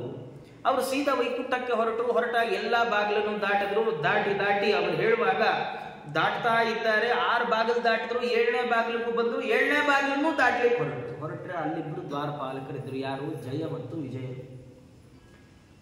ಅವ್ರು ಏನ್ ಮಾಡಿದ್ದಾರೆ? ತಾನ್ವೀಕ್ಷ್ಯ ವಾತರಶನಾಂಶ್ಚತುರ ಕುಮಾರನ್ ವೃದ್ಧಾನ್ ದಶಾರ್ಧ ವಯಸ್ಸೋ ವಿದಿತಾತ್ಮ ತತ್ವಾನ್ ವೇತ್ರೇಣ ಚ ಸ್ಖಲಯತಾಮ ತದರ್ಹಣಾಂ ಸ್ತೌ ತೇಜೋ ವಿಹಸ್ಯ ಭಗವತ್ ಪ್ರತಿಕೂಲಶೀಲೌ. ಅವರು ಜಯ ವಿಜಯರು ನೋಡಿದ್ರು ಅವ್ರಿಗನ್ಸ್ತು, ಅಯ್ಯೋ ಇದ್ಯಾವುದೋ 5 ವರ್ಷದ ಮಕ್ಕಳು ಹಿಂಗ್ 7ನೇ ಬಾಗಿಲಲ್ಲೂ ಒಳಗೆ ನುಗ್ತಾ ಇದಾವಲ್ಲ ಅಂತ ಹೇಳಿ ಅವರು ಬೆತ್ತದಿಂದ ತಡೆದ್ರು. ಭಾಗವತ ಹೇಳತ್ತೆ, ಅವರು ವಾತರಶನ, ಬರೀ ಗಾಳಿಯನ್ನ ಕುಡಿಯುವಂಥ ಅವರು ಬೇರೆ ಏನು ದಿಗಂಬರರಾದರು. ಅವರು ವಸ್ತ್ರವನ್ನು ಧಾರಣೆ ಮಾಡುವವರೇ ಅಲ್ಲ.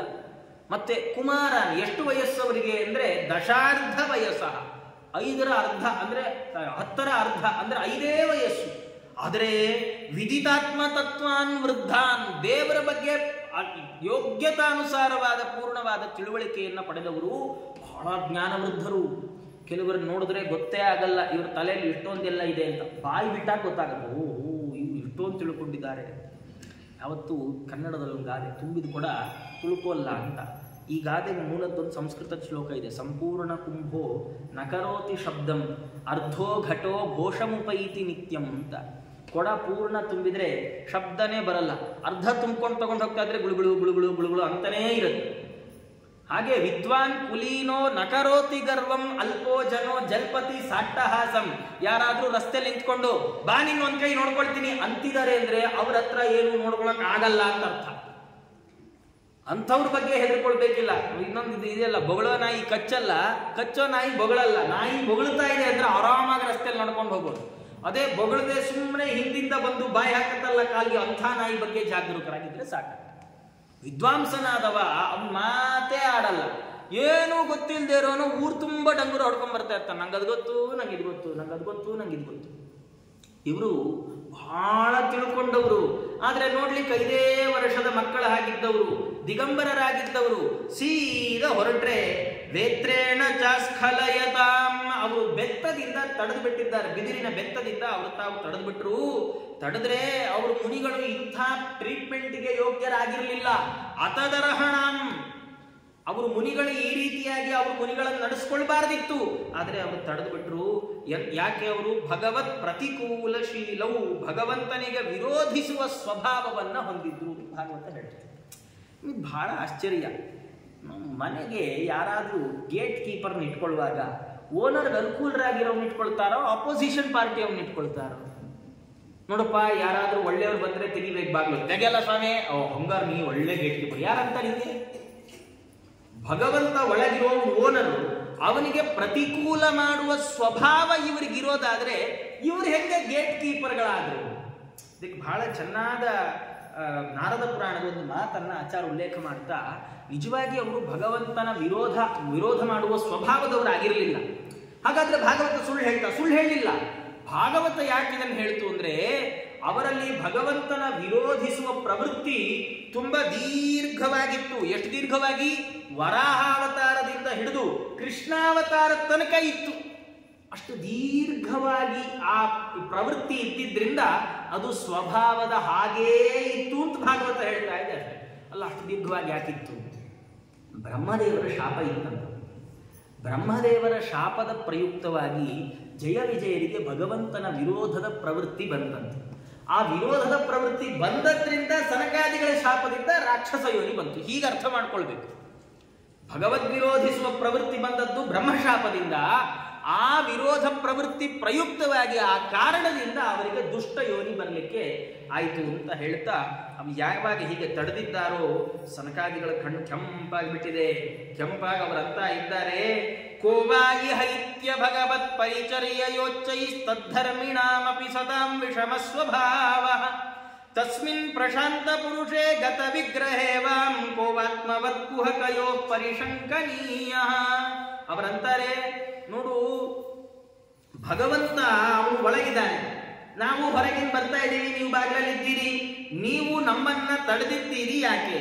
ನೀವು ಕಪಟಿಗಳು ಅಂದ್ರು ಸನಕಾದಿ. ಅದೇನು ಕಪಟಿಗಳು ಹಂಗೆಲ್ಲ ಬೈಬಹುದಾ? ಸನಕಾದಿಗಳು ಅವರ ಜಯ ವಿಜಯರಿಗೆ ಕಪಟಿ ಅವ್ರು ಹಾಗೆ ಬೈದದ್ದಲ್ಲ. ಅದರ ಅಭಿಪ್ರಾಯ ಏನು ಅಂದ್ರೆ, ಕುಹಕ ಅಂತ ಕರೆದ್ರು ಅವರನ್ನು. ಏನಂದ್ರೆ ಅಭಿಪ್ರಾಯ? ಅವರಂತಾರೆ, ನಿಮ್ಮಲ್ಲಿ ಮಿಥ್ಯಾಜ್ಞಾನ ಇದೆ, ತಪ್ಪು ಕಲ್ಪನೆ ಇದೆ. ಏನ್ ತಪ್ಪು ಕಲ್ಪನೆ? ನೀವು ನಮ್ಮನ್ನು ತಡೆದದ್ದು ಯಾಕೆ? ನಾವು ಅನಾಥರೈಸ್ಡ್ ಆಗಿ ಒಳಗೆ ಹೋದ್ರೆ ಒಳಗಿರೋರಿಗೆ ಏನಾದ್ರು ತೊಂದರೆ ಆದೀತೋ ಏನೋ? ಯಾರೋ ದೊಡ್ಡ ವ್ಯಕ್ತಿಗಳು ಬಂದ್ರೆ ಸುತ್ತಲೂ ಸೆಕ್ಯೂರಿಟಿ ನಿಂತಿರುತ್ತೆ. ನಾವು ಆ ಸೆಕ್ಯೂರಿಟಿ ಏನಾದ್ರು ಗೊತ್ತಾಗ್ದಂಗೆ ಒಳಗೆ ಹೋಗಕ್ಕೆ ಹೋದ್ರೆ ಅವ್ರು ಏನ್ ಮಾಡ್ತಾರೆ? ಕುತ್ತಿ ಹಿಡಿದು ಆಚೆ ಹೋಗ್ತಾರೆ. ಯಾಕೆ? ನಾವು ಒಳಗೆ ಹೋದ್ರೆ ಅಲ್ಲಿರೋರ್ಗೇನೋ, ಆ ದೊಡ್ಡ ವ್ಯಕ್ತಿಗಳಿಗೇನೋ ತೊಂದರೆ ಆಗುತ್ತೆ ಅಂತ ಅಲ್ವಾ? ಹಾಗಾದ್ರೆ ನೀವು ದ್ವಾರದಲ್ಲಿ ನಮ್ಮನ್ನು ತಡೀಲಿಕ್ಕೆ ಏನು ಕಾರಣ? ನಾವು ಒಳಗೆ ಹೋದ್ರೆ ಒಳಗಿರೋಂಗೇನೋ ಆಗತ್ತೆ ಅನ್ನುವ ತಪ್ಪು ಕಲ್ಪನೆ. ಯಾಕೆ ತಪ್ಪು ಕಲ್ಪನೆ? ಅವರಂದ್ರು 2 ಕಾರಣ. ಒಂದು, ಒಳಗೆ ಕುಳಿತವ ಏನಾದ್ರೂ ಮಾಡ್ಲಿಕ್ಕಾಗತ್ತ ನಮ್ಮಿಂದ ಅವನಿಗೆ? ಇಲ್ಲ, ಭಗವಂತನಿಗೆ ಯಾರು ದ್ರೋಹ ಮಾಡ್ಲಿಕ್ಕೆ ಸಾಧ್ಯವೇ ಇಲ್ಲ. 2ನೇದು, ನಮ್ಮೊಳಗಿರುವ ಭಗವಂತ ಕರೆಸಿಕೊಂಡದ್ದಕ್ಕೆ ನಾವಿಲ್ಲಿ ಬಂದದ್ದು, ದೇವರ ಇಚ್ಛಾನುಸಾರವಾಗಿ ನಾವು ಬಂದಿದ್ದೇವೆ ಅನ್ನೋದನ್ನು ತಿಳಿದುಕೊಳ್ಳದೆ ಈ ನಮ್ಮನ್ನ ಅಡ್ಡ ಹಾಕಿದ್ರಲ್ಲ, ನೀವು ಇಲ್ಲಿರ್ಲಿಕ್ಕೆ ಯೋಗ್ಯರಾದವರಲ್ಲ ಅಂತ ಅವ್ರು ಏನ್ ಮಾಡಿದ್ದಾರೆ? ಅವರು ಶಾಪ ಕೊಟ್ಟಿದ್ದಾರೆ. ಶಾಪ ಕೊಟ್ಟು ನೀವು ದೈತ್ಯರಾಗಿ ಹುಟ್ಟ್ರಿ ಅಂತ ಭಗವಂತನ ದ್ವಾರಪಾಲಕರಿಗೆ ಅವರು ಶಾಪ ಕೊಟ್ಟಿದ್ದಾರೆ. ಶಾಪ ಕೊಟ್ಟರೆ ಅವರು ಹಿರಣ್ಯಕಶಿಪುಗಳಾಗಿದ್ದಾರೆ. ಅದರಲ್ಲಿ ಹಿರಣ್ಯಾಕ್ಷ ತಾನು ಎಲ್ಲ ಕಡೆ ಯುದ್ಧ ಮಾಡಲಿಕ್ಕೆ ತಾನು ಹೊರಟಿದ್ದಾನೆ. ಹೊರಟ್ರೆ ಎಲ್ಲರನ್ನೂ ಕೇಳ್ದ, ಯುದ್ಧಕ್ಕೆ ಬನ್ನಿ, ಯುದ್ಧಕ್ಕೆ ಬನ್ನಿ, ಯುದ್ಧಕ್ಕೆ ಬನ್ನಿ, ಯುದ್ಧಕ್ಕೆ ಬನ್ನಿ. ಎಲ್ಲರೂ ಅಂದ್ರು ನಾವು ಬರಲ್ಲ, ನಾವು ಬರಲ್ಲ, ನಾವು ಬರಲ್ಲ, ನಾವು ಬರಲ್ಲ. ಕೊನೆಗೆ ದೇವತೆಗಳೆಲ್ಲ ಅಂದ್ರು, ನೀನು ವರುಣನ್ ಹೋಗಿ ಕೇಳಪ್ಪ, ವರುಣ ನಿನ್ ಜೊತೆ ಯುದ್ಧಕ್ಕೆ ಬರ್ತಾನೆ. ಸರಿ, ಹಿರಣ್ಯಾಕ್ಷ ಸೀದಾ ಸಮುದ್ರಕ್ಕೆ ಇಳ್ದ, ವರುಣನ್ ಕೇಳ್ದ, ವರುಣ ನನ್ನ ಜೊತೆ ಯುದ್ಧಕ್ಕೆ ಬರ್ತಿ ಅಂತಲ್ಲ, ನಡಿ ಹೊರಡೋಣ ಅಂತ. ವರುಣ ಅಂದ, ನಾನು ಬಿಟ್ಬಿಡಪ್ಪ, ನೋಡು ವರಾಹ ಬರ್ತಾ ಇದ್ದಾನೆ, ವರಾಹ ದೇವರು, ಅವ್ರು ನೀನ್ ಸರಿ ಅವ್ರ ಜೊತೆ ಹೋಗು ಅಂತ ಅವನು ವರಾಹ ದೇವರಿಗೆ ಹಿರಣ್ಯಾಕ್ಷ ತಗಲಿಸ್ಬಿಟ್ಟ. ದೊಡ್ಡ ಯುದ್ಧ ಆಗಿದೆ. ಯುದ್ಧ ಆದರೆ ಸಂಧ್ಯಾಕಾಲ ಬಂತು. ಸಂಧ್ಯಾಕಾಲ ಬಂದರೆ ರಾಕ್ಷಸರಿಗೆ ಬಲ ಜಾಸ್ತಿ. ದೇವತೆಗಳೆಲ್ಲ ಮೇಲೆ ನಿಂತ್ಕೊಂಡು ದೇವರಗಂದ್ರು, ಸ್ವಾಮಿ ನಿಂಗೇನೋ ಆಟ, ನಮಗೆ ಬಹಳ ಕಷ್ಟ, ನೋಡೋರಿಗೆ ಬಹಳ ಕಷ್ಟ ಆಗ್ತಾ ಇದೆ. ಅದೇನು ಅಂದರೆ, ಸಿನಿಮಾ ನೋಡುವಾಗ ಎಲ್ರಿಗೂ ಗೊತ್ತಿರುತ್ತೆ ಫೈನಲ್ ಅಲ್ಲಿ ಹೀರೋನೇ ಗೆಲ್ಲೋದು. ಆದರೂ ಆ ಫೈಟಿಂಗಲ್ಲಿ ಹೀರೋಗೆ ಏಟ್ ಬಿದ್ದಾಗೆಲ್ಲ ಅಯ್ಯೋ ಏನೋ ಆಗೋಯ್ತು, ಅಯ್ಯೋ ಏನೋ ಆಗೋಯ್ತು ನೋಡಲ್ವೇ. ಹಾಗೆ ದೇವತೆಗಳಿಗೆಲ್ಲ ಗಾಬರಿ.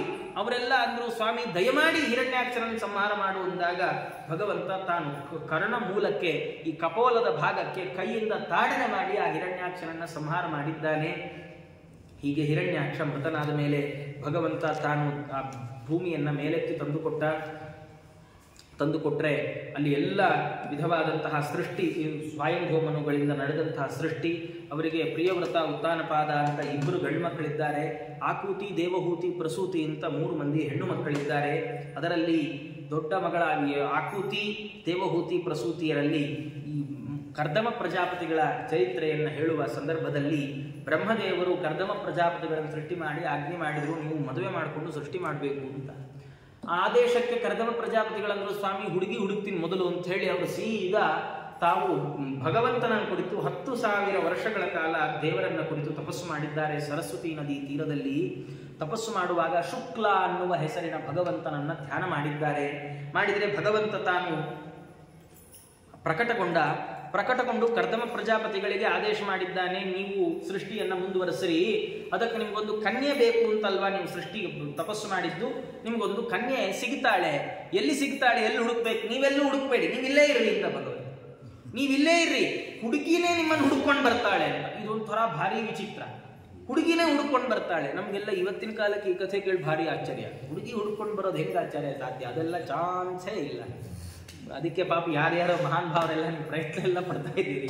ಮ್ಯಾಟ್ರಿಮೋನಿ ಎಲ್ಲ ಕಷ್ಟ. ಅದರಲ್ಲೂ ಸ್ವಲ್ಪ ಶಾಸ್ತ್ರ ಗೀಸ್ತ್ರ ಓದ್ತಾರೆ, ಜುಟ್ಟು ಜನ್ವಾರ ಇಟ್ಕೊಂಡಿದ್ದಾರೆ ಅಂದ್ರೆ ಮಡಿಯಾಚಾರ ಅಂತ. ಕಷ್ಟ. ಸಿಗೋಲ್ಲ ಅಂದ್ರೆ ಸಿಗೋಲ್ಲ. ಯಾಕೆ ಸಿಗಲ್ಲ ಅಂದ್ರೆ ನಾವೆಲ್ಲ ಮ್ಯಾಟ್ರಿಮೋನಿ ಹುಡುಕ್ತೀವಿ. ಅವರು ಸೃಷ್ಟಿಕರ್ತನ್ನೇ ಕೇಳ್ಕೊಂಡ್ಬಂದ್ಬಿಟ್ರು ಕರ್ದಮ ಪ್ರಜಾಪತಿ. ದೇವರಂದ ನೀವೇನ್ ಚಿಂತೆ ಮಾಡಬೇಡ್ರಿ, ಸ್ವಯಂಭುವ ಮನುಗಳು ಬರ್ತಾರೆ ನಿಮ್ಮ ಹತ್ರಕ್ಕೆ. ಅದು ಬಂದಿದ್ಯಾರು? ಸ್ವಯಂಭುವ ಮನುಗಳು. ಬರ್ಹಿಷ್ಮತಿ ನಗರದಲ್ಲಿ ರಾಜ್ಯಭಾರವನ್ನು ಮಾಡ್ತಾ ಇದ್ದ ಮಹಾನುಭಾವರು, ಇಡೀ ಮನುಕುಲದ ಉತ್ಪಾದಕರು. ಅವರೇ ನಿಮ್ಮ ಹತ್ರ ಬರ್ತಾರೆ. ಬಂದು ಅವರ ಮಗಳನ್ನ ನಿಮಗೆ ಕೊಡ್ತಾರೆ. ಯಾರನ್ನ? ದೇವಹೂತಿ ದೇವಿಯರನ್ನ ನಿಮಗೆ ಕೊಡ್ತಾರೆ. ಚಿಂತೆ ಮಾಡಬೇಡಿ ಅಂತ ಭಗವಂತ ತಾನು ಆದೇಶ ಮಾಡಿದ್ದಾನೆ. ಆ ದೇವರು ಅಲ್ಲಿ ಬಂದಾಗ ಕರ್ದಮ ಪ್ರಜಾಪತಿಗಳ ತಪಸ್ಸನ್ನು ನೋಡಿ ಆನಂದದಿಂದ ಅವನ ಕಣ್ಣಿನಿಂದ ಬಿಂದು ನೀರು ಜಾರಿ ಬಿದ್ದದ್ದೇ ಇವತ್ತಿಗೆ ಬಿಂದು ಸರೋವರ ಅಂತ ಹೆಸರಾಗಿದೆ. ಆ ಕರ್ದಮ ಪ್ರಜಾಪತಿಗಳಿದ್ದ ಭಗವಂತನನ್ನು ಒಲಿಸಿಕೊಂಡ ಆಶ್ರಮ ಅದು ಸಿದ್ಧಾಶ್ರಮ. ಕರ್ದಮಾಶ್ರಮ ಸಿದ್ಧಾಶ್ರಮ ಅಂತ ಅದಕ್ಕೆ ಹೆಸರಾಗಿದೆ. ಇವತ್ತಿಗೂ ಸಿದ್ಧಪುರ ಅಂತಲೇ ಗುಜರಾತ್ನಲ್ಲಿ ಅದಕ್ಕೆ ಹೆಸರು. ಆ ಜಾಗದಲ್ಲಿ ಕರ್ದಮ ಪ್ರಜಾಪತಿಗಳು ತಾವಿದ್ದಾರೆ. ಇರೋ ಕಾಲದಲ್ಲಿ ಸ್ವಯಂಭುವ ಮನುಗಳು ತಾವೇ ಹುಡುಕೊಂಡು ಬಂದರು. ಕರ್ದಮ ಪ್ರಜಾಪತಿಗಳನ್ನ ಹುಡುಕೊಂಡು ಬಂದಂದ್ರು, ಸ್ವಾಮಿ ನನ್ನ ಮಗಳನ್ನ ಮದುವೆ ಮಾಡ್ಕೊಳ್ಬೇಕು. ಕರ್ದಮ ಪ್ರಜಾಪತಿಗಳಂದ್ರು, ಮದುವೆ ಮಾಡ್ಕೊಳ್ತೀನಿ, ಆದ್ರೆ ನನ್ಗೊಂದು ಕಂಡೀಷನ್ನು ಅಂತ. ನೋಡಿ ಏನ್ ಚೆನ್ನ ಕಥೆ. ಹುಡುಗಿರ್ ಹುಡುಕೊಂಡು ಹೋದ್ರೆ ಹುಡುಗಿರ್ ಕಂಡೀಷನ್ ಆಗ, ಹುಡುಗಿರು ಹುಡುಗನ ಹುಡುಕೊಂಡ್ಬಂದ್ರೆ ಹುಡುಗರ ಕಂಡೀಷನ್ ಆಗ. ಅವ್ರಂದ್ರೆ ಏನ್ ಕಂಡೀಷನ್? ಇಲ್ಲ, ನಾನು ಮದುವೆ ಮಾಡ್ಕೊಳ್ಳೋದು ನನ್ನ ಮುಖ್ಯ ಉದ್ದೇಶ ಅಲ್ಲ. ಮಾನವ ಜನ್ಮ ಬಂದಾಗ ಸಾಧನೆ ಮಾಡಿ ಮುಕ್ತನಾಗೋದು ಬಿಟ್ಟು ಮದುವೆ ಮಾಡ್ಕೊಳ್ಳಿ, ಮಕ್ಕಳು ಮಾಡ್ಕೊಳ್ಳಿ, ಸಂಸಾರ ನಡೆಸಿ, ಸೃಷ್ಟಿ ಮಾಡಿ ಇವೆಲ್ಲ ಮಾಡಕ್ ಆಗೋಲ್ಲ. ಆದ್ರೆ ಬ್ರಹ್ಮದೇವರ ಆದೇಶ ಮಾಡಿದ್ದಾರೆ, ಭಗವಂತ ಅನುಗ್ರಹ ಮಾಡಿದ್ದಾನೆ. ಹಾಗಾಗಿ ನಂದು ಒಂದು ಷರತ್ತಿದೆ. ಏನದು? ಇವಳು ಪುತ್ರವತಿ ಆಗುವವರೆಗೆ ಇವಳ ಜೊತೆ ಸಂಸಾರ ಮಾಡ್ತೀನಿ, ಆಮೇಲೆ ನಾನು ಸ್ವಾಮಿಗಳಾಗ್ತೀನಿ ಎಂದು. ಎಲ್ಲಾದ್ರೂ ಹೀಗುಂಟೆ? ಹುಡುಗಿ ಹುಡುಕೊಂಡು ಬಂದ್ರೆ ಹುಡುಗಿ ಅಪ್ಪನ ಹತ್ರನೇ ಹೋಗಿ ಮಕ್ಕಳಾಗೋ ತನಕ ಸಂಸಾರ ಅಟ್ಟೆ ಮಾವ, ಆಮೇಲೆ ನಾನು ಸ್ವಾಮಿಗಳಾಗ್ತೀನಿ ಅಂದ್ರೆ ಯಾವ ಮಾವ ಕೊಟ್ಟ ಅಂದ್ರಿ ಕನ್ಯಾನ? ಸ್ವಯಂಭೂಮನುಗಳು ಕೊಟ್ರು.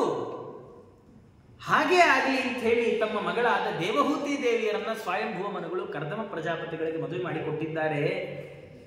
ಕರ್ದಮ ಪ್ರಜಾಪತಿಗಳು ಮದುವೆ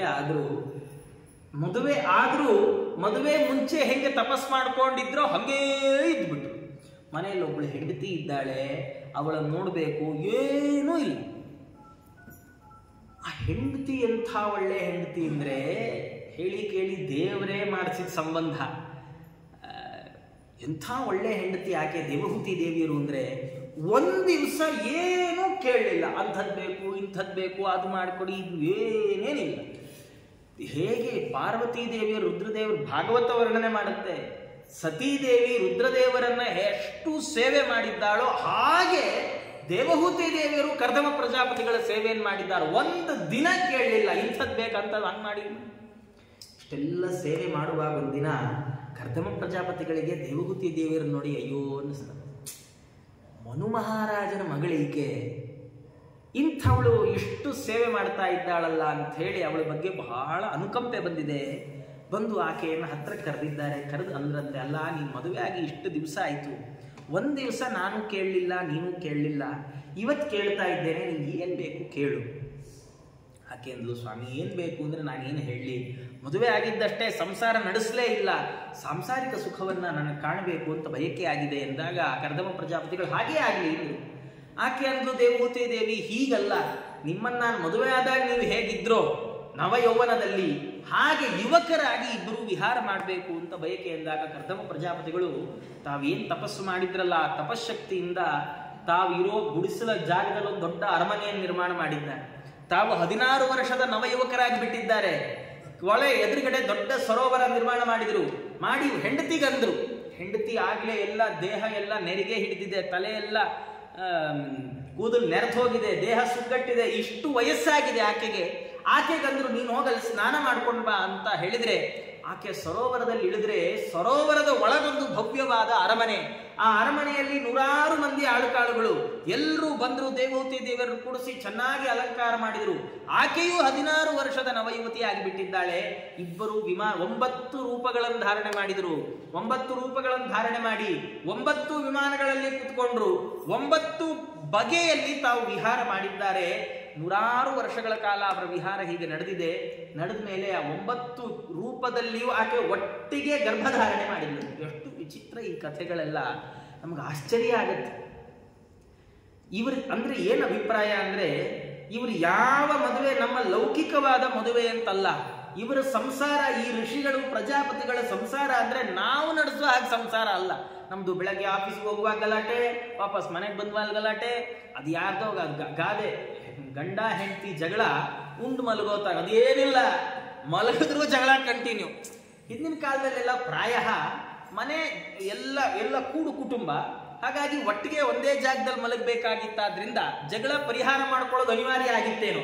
ಇವತ್ತಿಗೆ ಹಂಗೇನಿಲ್ಲ, ಡಬಲ್ ಬೆಡ್ರೂಮು, ತ್ರಿಬಲ್ ಬೆಡ್ರೂಮ್ ಮನೆಗಳಿರ್ತವೆ.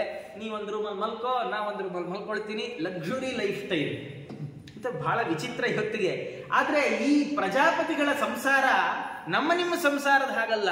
9 ರೂಪದಲ್ಲಿ ಅವರು ವಿಹಾರ ಮಾಡಿದ್ರೆ 9 ರೂಪದಲ್ಲಿಯೂ ಆಕೆ ಗರ್ಭವತಿ ಆಗಿದ್ದಾಳೆ. 9 ಒಟ್ಟಿಗೆ ಪ್ರಸವ ಆಗಿದೆ. 9 ಮಂದಿ ಹೆಣ್ಣು ಮಕ್ಕಳ ತಂದೆ ತಾಯಿಯರಾಗಿದ್ದಾರೆ ಅವರು.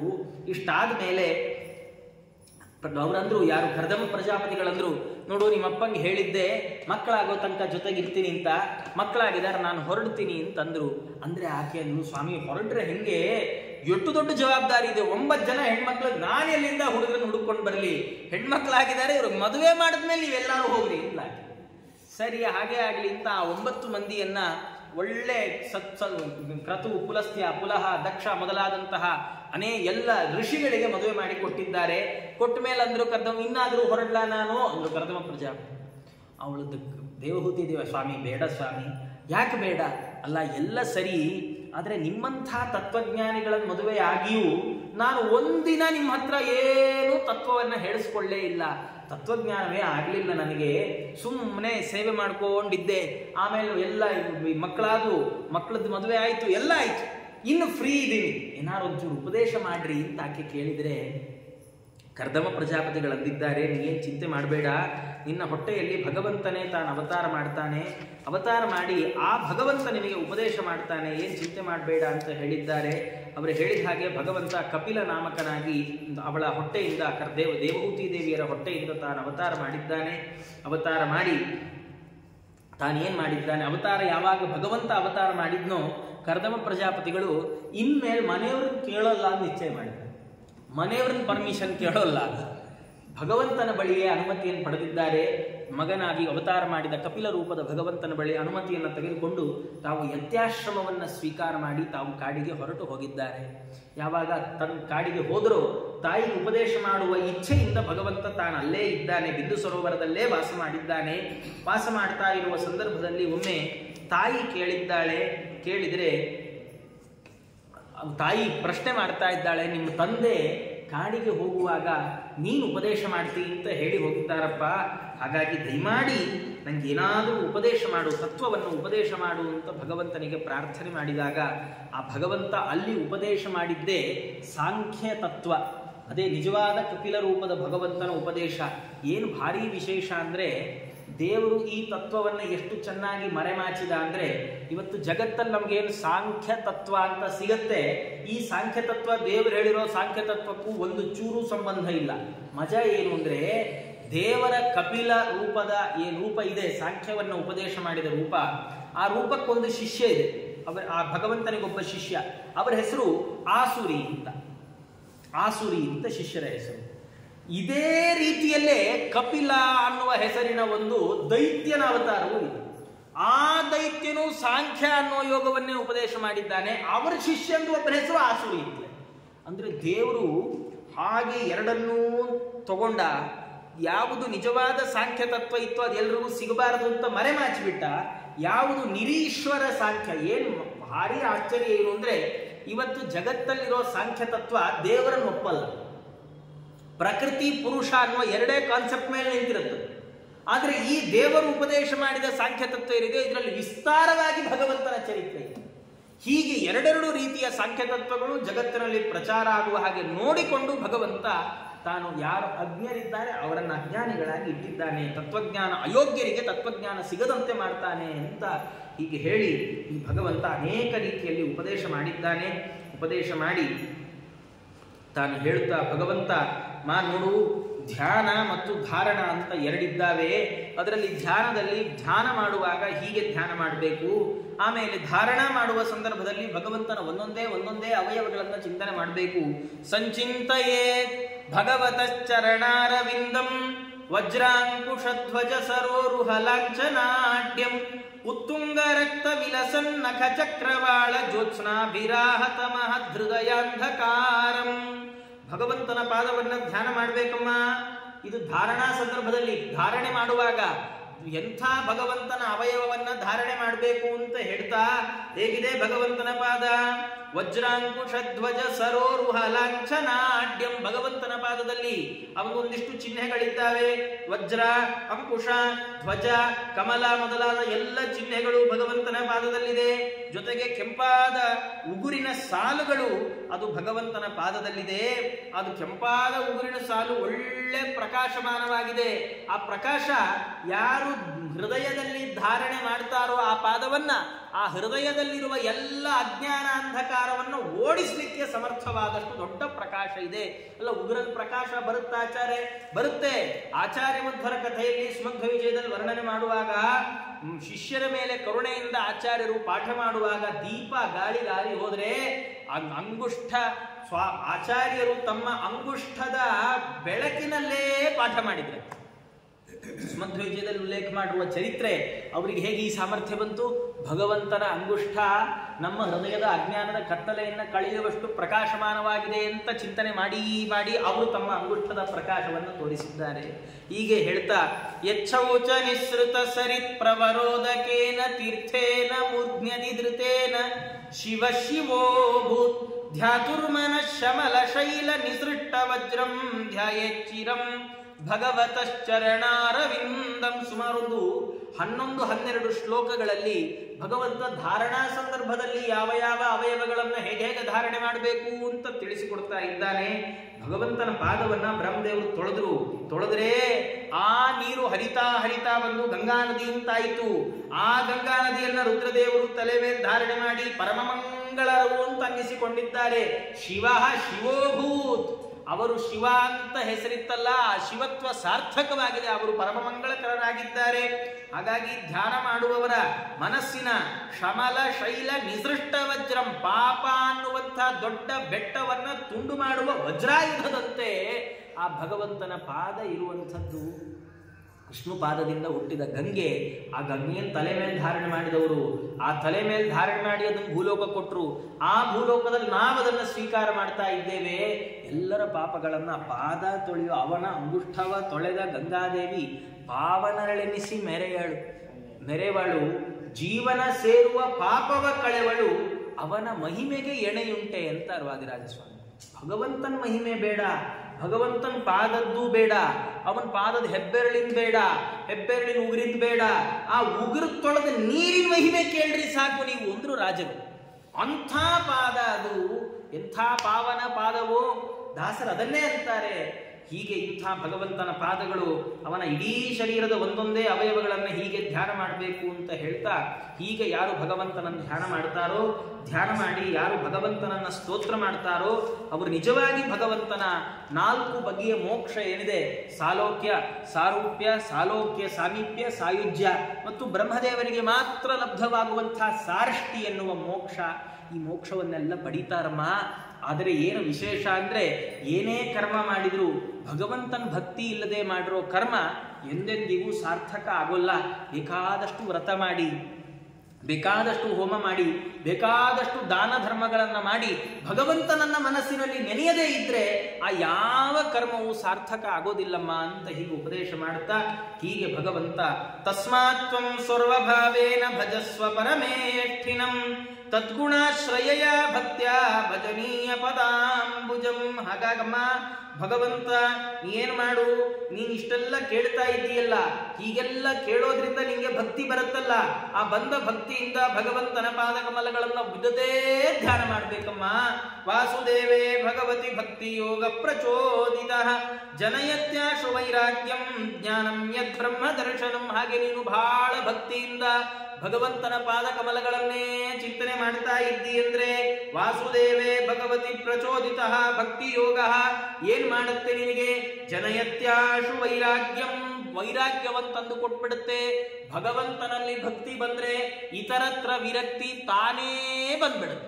ವೈರಾಗ್ಯಕ್ಕಾಗಿ ಟ್ರೈ ಮಾಡಬಾರ್ದು, ಭಕ್ತಿಗೆ ಟ್ರೈ ಮಾಡ್ಬೇಕಷ್ಟೇ.